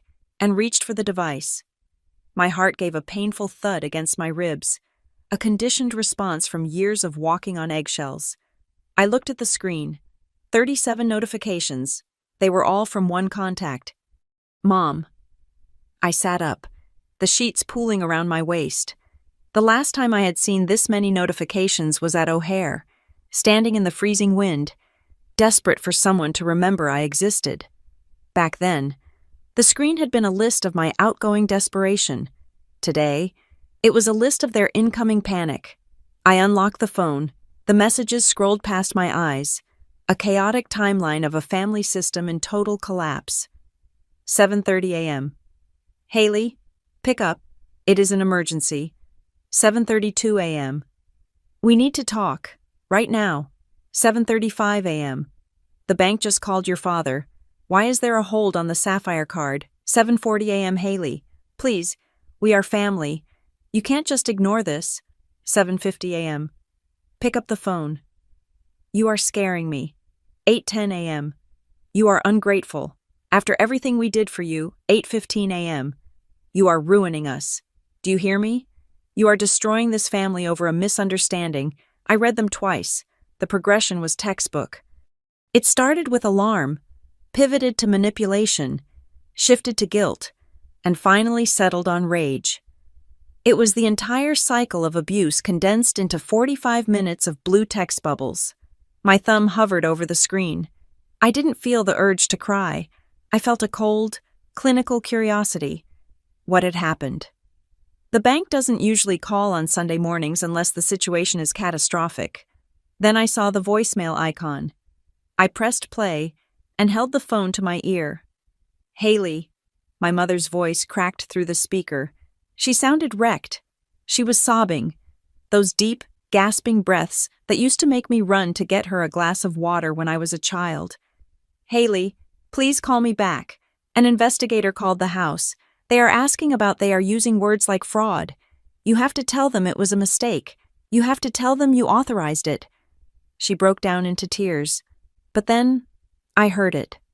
It was faint, buried under the sound of her weeping, but I had spent the last few months editing audio for my podcast. My ears were tuned to background noise. I heard a whisper. It was sharp and hissed, coming from somewhere in the room with her. Tell her we will pay it back. Ask her what we are going to say to the police. It was my father. Or maybe Logan. It didn't matter. The sobbing wasn't fake. My mother was genuinely terrified. But the performance was directed. She was being coached. They were standing in their kitchen, probably surrounded by granite countertops and stainless steel appliances, workshopping the script that would manipulate me into taking the fall for their felony. I lowered the phone. A shiver went down my spine. But it wasn't fear. It was disgust. It was the final, absolute realization that there was no love in that house, only self-preservation.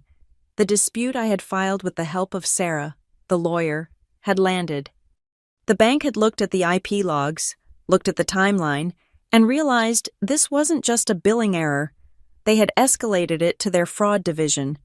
And because the amount was over $5,000, and because it crossed state lines, my credit was in Denver. The theft was in Milwaukee. It was potentially a federal issue. The perfect name of the Boyd family was not just tarnished, it was on fire. My phone rang in my hand, startling me. The screen flashed Logan. He hadn't called me in 4 months, not since he asked for the password to his cloud storage. I stared at the name. I knew I shouldn't answer. Sarah had told me, written communication only, but I needed to hear it. I needed to hear the tone of his voice to confirm what I suspected. I swiped green. I didn't say hello. I just held the phone to my ear and breathed. Haley. Logan's voice was jagged. He didn't sound like the golden boy anymore. He sounded like a cornered animal. Jesus. Finally. Do you have any idea what you have done?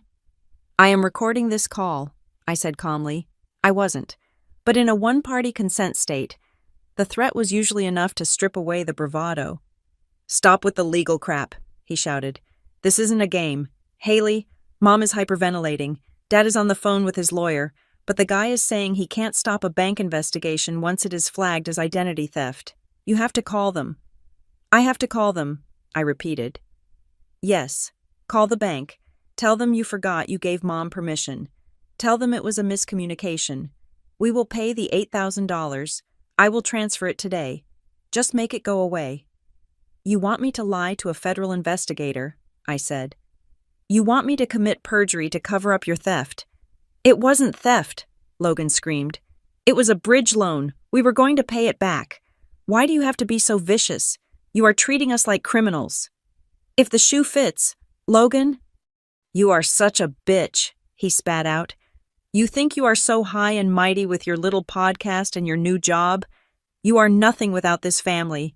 You are going to send Mom to jail. Is that what you want? You want to see Mom in handcuffs because you are petty about a few $1,000s. There it was, the entitlement, the utter lack of accountability. He truly believed that my role in the universe was to absorb the impact of their mistakes. He believed I was the designated airbag for the Boyd family crash. I don't want Mom in jail, I said, my voice surprisingly steady. I just don't want her in my wallet. There is a difference. Fix this. Haley, he demanded, his voice dropping to a growl. Fix it now. I closed my eyes. For 19 years. Fix this, Haley, had been the soundtrack of my life. Fix the internet. Fix the printer. Fix the dinner. Fix the mood. I opened my eyes. The sun was fully up now, illuminating the dust motes dancing in the air of my apartment. No, I said. What? I said no. I am not fixing it. You have to. But, I interrupted, I will talk to you, not on the phone, not via text, face to face. We are in Milwaukee, he said. I know where you are, but if you want to save yourself, you will come to me, or at least meet me halfway. I checked the time. It was 9 a.m. Meet me in Chicago, I said. 1 hour and 30 minutes. If you leave now, you can make it. Chicago, he stammered. Why Chicago? Because that is where you left me, I said. I hung up before he could argue. I didn't wait for a confirmation. I knew they would come. Desperation is a powerful fuel, much stronger than love. They were terrified of the consequences, and they believed, arrogantly and foolishly, that if they could just get me in a room, they could bully me back into submission.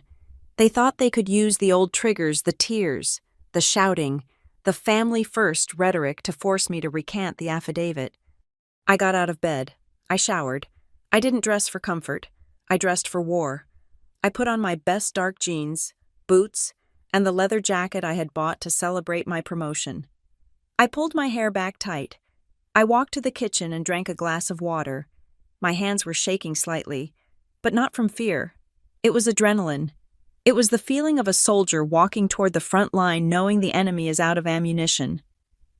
My phone buzzed again. It was a picture message from Mom.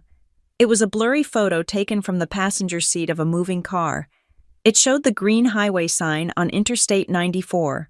Chicago, 65 miles. Underneath. She had typed, "We are coming. Please don't leave." I stared at the photo. Please don't leave. The irony was so sharp it almost drew blood. 4 months ago, I had stood on a curb praying for them to come. I had watched taillights fade into the distance. I had begged the universe for them not to leave me. Now they were breaking speed limits to get to me, but they weren't coming for Haley.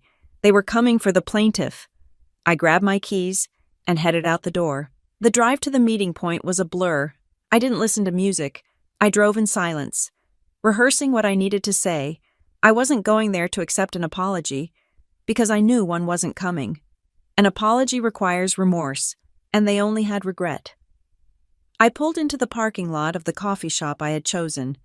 It wasn't inside the airport. I couldn't get past security without a ticket, but it was just off the access road to O'Hare. It was a place filled with travelers, people with suitcases, people checking flight boards, people saying hello and goodbye. The sound of jet engines roared overhead, a constant, thundering reminder of where this had all begun. I walked inside. The smell of roasted coffee and sanitizer hit me. I ordered a black coffee. I found a table in the back, far enough from the door to see who was coming, but close enough to the exit that I could leave if I needed to. I sat down. I placed my phone on the table. Face up. I opened the folder I had brought with me. Inside were copies of the credit report, the affidavit, and the timeline I had sent to the bank. I wasn't hiding anything. Transparency was my weapon. I watched the door. 10 minutes passed, then 15. Then, I saw them. The automatic doors slid open. My mother walked in first. She looked smaller than I remembered. She was wearing sunglasses, even though it was overcast outside, likely to hide swollen eyes. Her hair, usually perfectly coiffed, was pulled back in a messy clip. She was clutching her purse to her chest like a shield. My father followed her. He looked aged. His shoulders were slumped, and his face was red, a map of high blood pressure and suppressed rage. He was scanning the room frantically. Logan came last. He wasn't wearing a suit.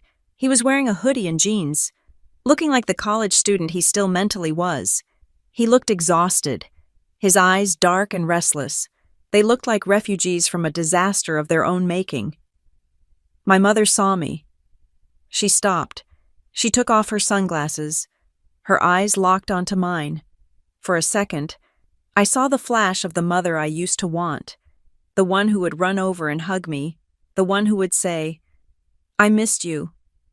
But she didn't run. She hesitated. She looked at Dad. He gave a sharp nod. They walked toward my table. I didn't stand up. I didn't smile. I sat with my hands folded on top of the file folder, my back straight, my feet planted firmly on the floor. I was 19 years old, but in that moment, I was the oldest person in the room. They reached the table. The air around them crackled with tension. "Haley," Mom breathed, her voice trembling. She reached out a hand as if to touch my shoulder. I leaned back slightly, just out of reach. "Sit down," I said. It wasn't a request. It was a directive. They looked at each other, confused by the shift in gravity. Usually, I was the one standing while they sat. Usually, I was the one serving. Slowly, awkwardly, they pulled out the chairs and sat down. Mom across from me, Dad and Logan on either side of her. We were a family portrait of ruin. "We are here," Dad said, his voice gruff. "Now, tell us how we stop this investigation." I looked at him. I looked at the man who had toasted Logan as the future while stealing my past. "You don't stop it," I said. "The train has already left the station. I just brought you here to show you the map of where it is going." I slid the folder across the table. The noise of the airport coffee shop faded into the background. The only thing I could hear was the sound of my own heart, beating a steady, victorious rhythm. I am here, I thought. And for the first time, I am the one driving the car. The folder lay on the table between us like a loaded weapon. My mother, Diane, stared at it, but she was not really seeing the documents. Her eyes were darting around the coffee shop, scanning the faces of strangers, checking for recognition. She looked smaller than I had ever seen her. It was not the shrinking of age or guilt. It was the terrified contraction of a woman who realized she was no longer the protagonist of her own life. She took off her sunglasses slowly, revealing eyes that were rimmed with red. But her makeup was still flawless, even in crisis. Diane Boyd would never be caught without her armor. "Haley," she started. Her voice was a low, breathy register that she reserved for funerals and parent-teacher conferences where I was in trouble. "I am glad you came. I truly am." She reached across the table. Her fingers, manicured in a soft pink, hovered near my hand. I did not move mine away, but I did not open my palm to receive her. I just let my hand rest there, a stone against the wood. "We have been doing a lot of thinking," she continued, withdrawing her hand when she realized I wasn't going to hold it. "I have been listening to your show, the podcast." I raised an eyebrow. "You listened to it?" "I did," she said. "And I want to say, I didn't realize you felt that way. I remember some of those events differently. Of course, memory is a tricky thing, but I'm sorry that you felt abandoned. That was never our intention." My heart gave a stupid, treacherous lurch. For 19 years, I had starved for those words. I am sorry. I didn't realize. It was the oxygen I had been holding my breath for. For a split second, the little girl inside me wanted to leap across the table, bury her face in her mother's coat, and cry until the hurt went away. I wanted to believe that the last 4 months had been a wake-up call, that she had finally seen me. I almost softened. I almost said, "It's okay, Mom." But then, she sighed. It was a sharp, frustrated sound. "But Haley," she said, leaning in closer, her voice dropping to a conspiratorial whisper, "you have to understand what this is doing to us, to the family name." The oxygen vanished. The little girl in my chest curled up and went cold. "What is it doing, Mom?" I asked. My voice was flat. "People think we are monsters," she hissed. "I went to the grocery store yesterday, and Mrs. Higgins, the woman who runs the charity drive, she turned her cart around in the aisle to avoid me. People are whispering at the club. I was supposed to chair the spring gala, and they sent me an email yesterday saying they are going in a different direction this year." She looked at me, her eyes wide with indignation. She wasn't crying because she had hurt me. She was crying because she had lost her committee chair. "And Logan," she continued, gesturing to my brother who was staring sullenly at his paper cup. "His workplace is asking questions. That human resources woman called the house, Haley. She asked if there were pending legal issues regarding fraud. Do you know how embarrassing that is? He is on a performance plan. He could lose his job." "He stole my identity," I said. "He borrowed your credit," she corrected sharply, "and we are ready to pay it back. Dad has the check right here." My father reached into his jacket pocket and pulled out a folded check. He slid it across the table. I didn't look at the amount. "So here is what we are going to do," Mom said, her voice taking on that familiar, managing tone. She was back in control. She had a plan. "We pay off the card today. You call the bank and tell them it was a misunderstanding. A family arrangement that got messy. We withdraw the affidavit." She paused, waiting for me to nod. When I didn't, she played her ace. "And then," she said, "we make a statement together." "A statement," I repeated. "Yes, a video. Or maybe just a post on your TikTok thing. We sit down together. We smile. We tell everyone that we talked it out, that families fight but they love each other. We show them that the Boyd family is whole. We can spin it as a mental health awareness thing. Healing, reconciliation. People love that stuff. Haley, it would be good for your brand too." I stared at her. The audacity was breathtaking. It was architectural in its scale. She didn't want a daughter. She wanted a PR crisis manager. She wanted me to use the credibility I had built with my own pain to whitewash their reputation. She wanted me to look into a camera and lie to 3 million people so she could get her position back at the spring gala. I looked at the check. I looked at Logan, who was watching me with a mixture of hope and resentment. I looked at Dad, who just wanted the problem to go away. I let out a short, dry laugh. "You are incredible," I said softly. "What?" Mom blinked. "You aren't sorry you did it," I said, meeting her eyes. "You are sorry people believe me." "That is not true," she protested. "We love you." "Do you?" I asked. The noise of the coffee shop seemed to drop away. I felt a strange sense of focus. I needed to know one thing. I needed to close the loop on the night that started it all. "Mom," I said. "December 19th, O'Hare Airport." She flinched at the date. "Haley, don't start with that again." "I called you 12 times, I said. "I stood on the curb for 3 hours. I called Dad. I called Logan. I called you. 12 times. "We were busy," Logan snapped. The music was loud. "Quiet, Logan," I said, not looking at him. I kept my eyes on my mother. "I want to know the truth. Not the version you tell the neighbors. Not the version you tell yourself. The truth." I leaned forward. "Did you not hear the phone? Or did you see it ringing and choose not to answer?" She looked away. She looked at her purse. She looked at the exit sign. "It doesn't matter now," she muttered. It matters to me, I said. It is the only thing that matters. Did you see the calls? She was silent for a long time. Her fingers picked at the leather strap of her handbag. Finally, she looked up.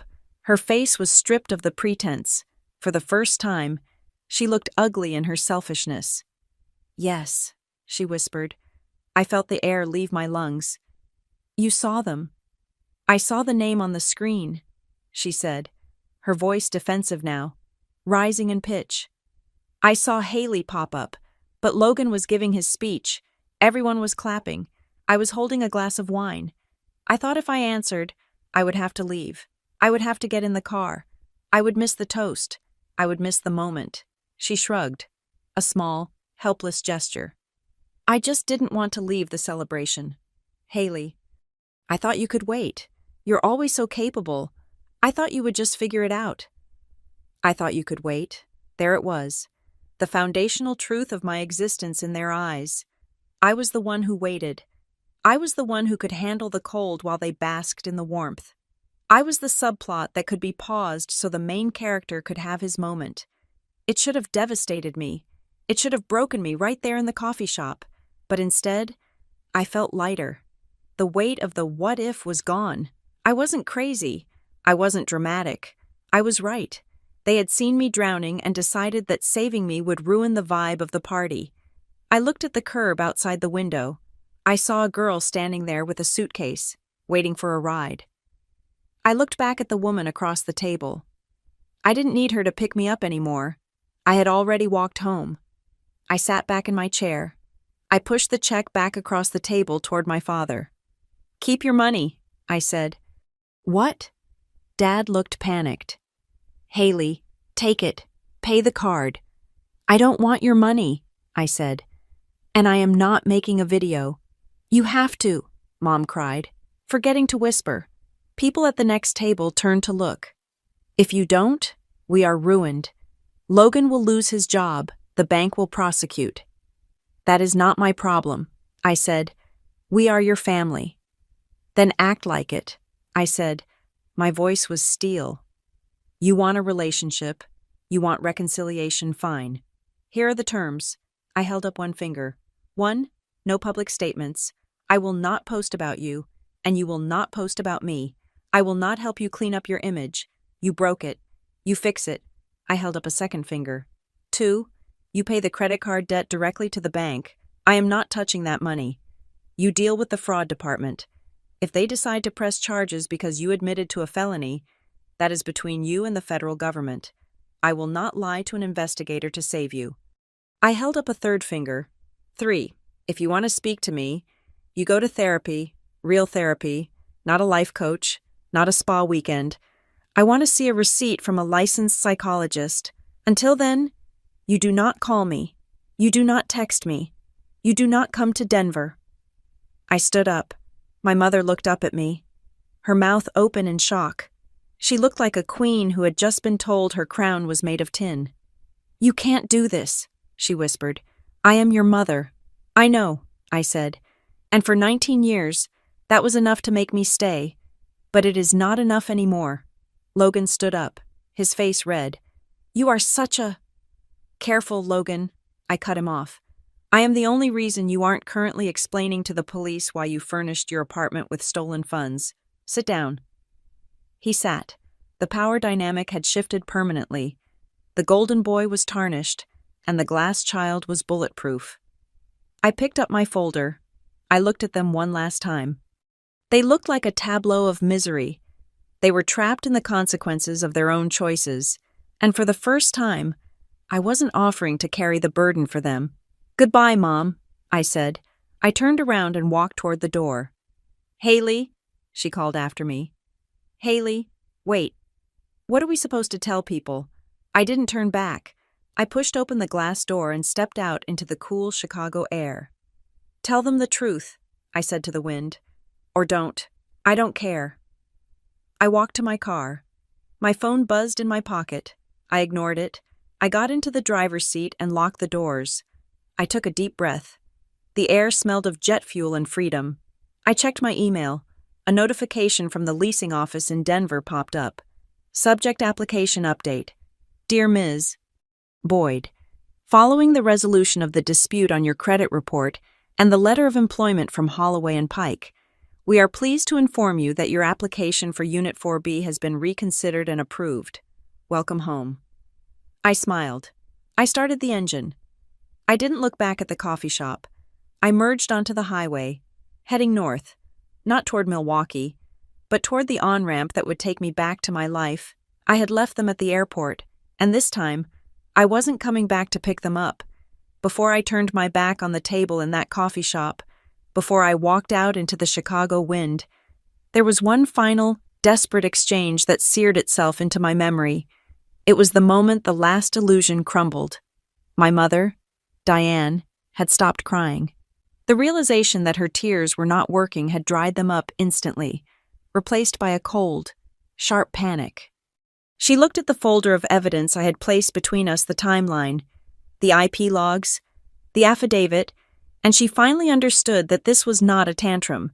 It was a legal strategy. "If you file anything," she hissed, her voice low and trembling with a mix of fear and fury, "you will destroy us. Do you understand that you will destroy your brother's career? You will destroy our standing in the community. You are holding a grenade. Haley." I looked her dead in the eye. My pulse was steady. "I am not destroying you. Mom," I said, my voice calm enough to cut glass. "I am stopping you." I reached into my bag and pulled out one last envelope. I slid it across the table. It wasn't a lawsuit. It was a roadmap. Inside was a copy of the credit repair timeline, a list of the specific forms they needed to sign to accept liability without facing jail time if the bank was feeling merciful, and a guide on how to lock their own credit, so they would never be tempted to use each other's names again. "This is not a threat," I said. "This is the end. It is the closure you refuse to give me." Diane stared at the papers. She looked up at me, her face pale. "You have this all organized, the dates, the laws, the paperwork." She paused, and a look of genuine horror crossed her face. "You planned this. You have been planning this whole thing while pretending to be busy with school." "I didn't plan it at school," I corrected her. "I wrote the first note in a folder called Receipts on the night of December 19th. I wrote it while I was standing on the curb at O'Hare, freezing, watching other fathers pick up their daughters. The mention of the airport hit her like a physical blow. She flinched. Logan, who had been sulking in his hoodie, suddenly slammed his hand on the table. His phone had been buzzing incessantly, work emails, no doubt, asking where the quarterly report was. He glared at me, his eyes wet with the stress of a man who had never learned to swim. "You are enjoying this," he spat. "You think you are so smart. Just wait until you need something. Wait until you need a cosigner or a reference. You are burning the only bridge you have." He grabbed his phone to call me, a reflex of dominance, trying to force my attention even though I was sitting 3 feet away. I watched my own screen light up with his name. "Incoming call, Logan." I looked at the screen. I looked at him. I didn't decline the call. I didn't silence it. I pressed the side button and held it down until the screen went black. I turned my phone off completely. It was a small gesture, but it felt like slamming a heavy iron door on a drafty room. "I am not your fixer, Logan," I said, standing up. "I am not your secret bank, Mom, and I am not your cover story for the neighbors. The bridge isn't burning because I lit a match. It is burning because you never maintained it." I dropped a $20 bill on the table to cover the coffee I hadn't touched. "Goodbye," I said. That was when I walked out. That was when I left them sitting in the wreckage of their own expectations. When I got to my car, the silence was absolute. I sat in the driver's seat for a long moment, watching the travelers rush past with their luggage. I waited for the guilt to come. I waited for that familiar, crushing sense of obligation to wash over me, telling me to go back inside and fix it. But it didn't come. Instead, my phone, which I had powered back on, chimed with a single email notification. I opened it. It was from the property management company in Denver. "Dear Ms. Boyd, we are pleased to inform you that, Following the resolution of the dispute on your credit report and the verification of your employment, your application for the studio apartment has been approved. The lease is attached. Welcome home. I let out a breath. I felt like I had been holding since December. Welcome home. Not a house where I was a guest, not a basement where I was hiding, a home. I drove back to Denver that day, and the miles felt like a victory lap.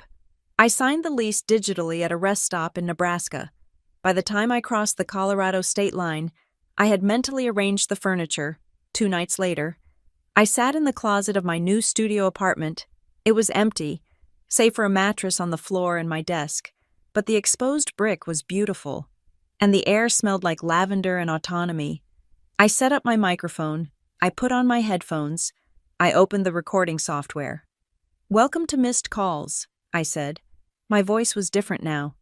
It wasn't the shaky voice of a victim, it was the grounded voice of a survivor. This is the final episode of the airport saga. I didn't name them. I didn't tell the audience about the meeting in the coffee shop or the pathetic way Logan had tried to bully me. I didn't want to humiliate them. That would have been revenge. And revenge is messy. I wanted justice. And justice is clean. I learned something this week. I told the microphone. I learned that you can't save people who are addicted to your help. I learned that saying no is a complete sentence. And most importantly, I learned that the family you are born into is a starting point, not a life sentence. If the foundation is rotten, you don't keep patching the cracks. You build a new house. I uploaded the episode. The reaction was quiet at first, then overwhelming. Thousands of comments poured in, not just cheering for the drama, but thanking me for the permission to let go. I was sitting on my floor, reading a comment from a girl in Ohio who had just opened her own bank account, when a text message came through. It wasn't a demand. It wasn't a threat. It was from a number I had unblocked only for emergencies. Mom. I listened to the episode. I understand. I am trying. I stared at the words. I understand. I am trying. 6 months ago, I would have replied instantly. I would have said, "Thank you, Mom. That is all I wanted." I would have rushed to validate her effort. I would have rewarded the crumbs she threw me. But I looked at the time. It was 9 in the evening. I had work in the morning. I had a yoga class scheduled. I had a life. I didn't type a reply. I didn't leave her on read to be mean. I just put the phone down. I realized that her trying was her journey, not mine. I didn't have to spectate it. I didn't have to cheer for it. I was free to simply exist.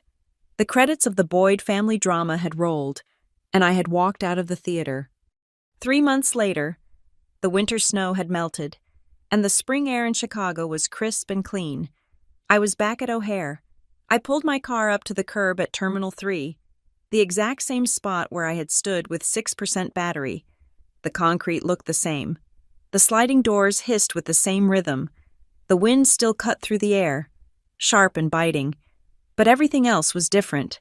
I checked my dashboard. My gas tank was full. My phone was charged to 100%. My bank account had a balance that made me feel safe. A number growing steadily in the account named Gate 12. I wasn't here to be picked up. I was here to pick someone up. My best friend from college, a girl named Sarah, who had let me sleep on her couch when I couldn't pay rent, who had brought me soup when I was sick, who had cheered louder than anyone when I got the job, was flying in for the weekend. I watched the doors. A text popped up on my screen. "Sarah, I landed, walking out now." I typed back, "I am here. Hazard lights are on. Look for the smile." And then I saw her. She came through the doors, wrestling with a duffel bag, looking around frantically. She saw my car. Her face lit up. She dropped her bag and waved, a gesture of pure, unburdened joy. I got out of the car. I didn't wait for her to come to me. I walked around the hood and opened the trunk. I looked at the spot on the curb where 19-year-old Haley had stood. I could almost see her there, shivering, checking her phone, waiting for a mother who wouldn't come. I wanted to tell her it was going to be okay. I wanted to tell her that the cold was temporary. Sarah ran up to me and threw her arms around my neck. "You are actually here," she laughed. "Right on time." "Always," I said, hugging her back. feeling the warmth of a promise kept. I looked up at the sky. It was a brilliant, endless blue. I wasn't the girl who was forgotten anymore. I was the woman who remembered. I remembered my worth. I remembered my power. And most of all, I remembered that the only person who absolutely had to show up for Haley Boyd was me. And I had finally arrived. Thank you so much for listening to this story. I would love to know where you are tuning in from today. Are you listening on your commute, at the gym, or maybe relaxing at home? Please let me know in the comments below so we can connect. And if you enjoyed Haley's journey, please subscribe to the Maya Revenge Stories channel, like this video, and hit that hype button so this story can reach even more people who might need to hear it.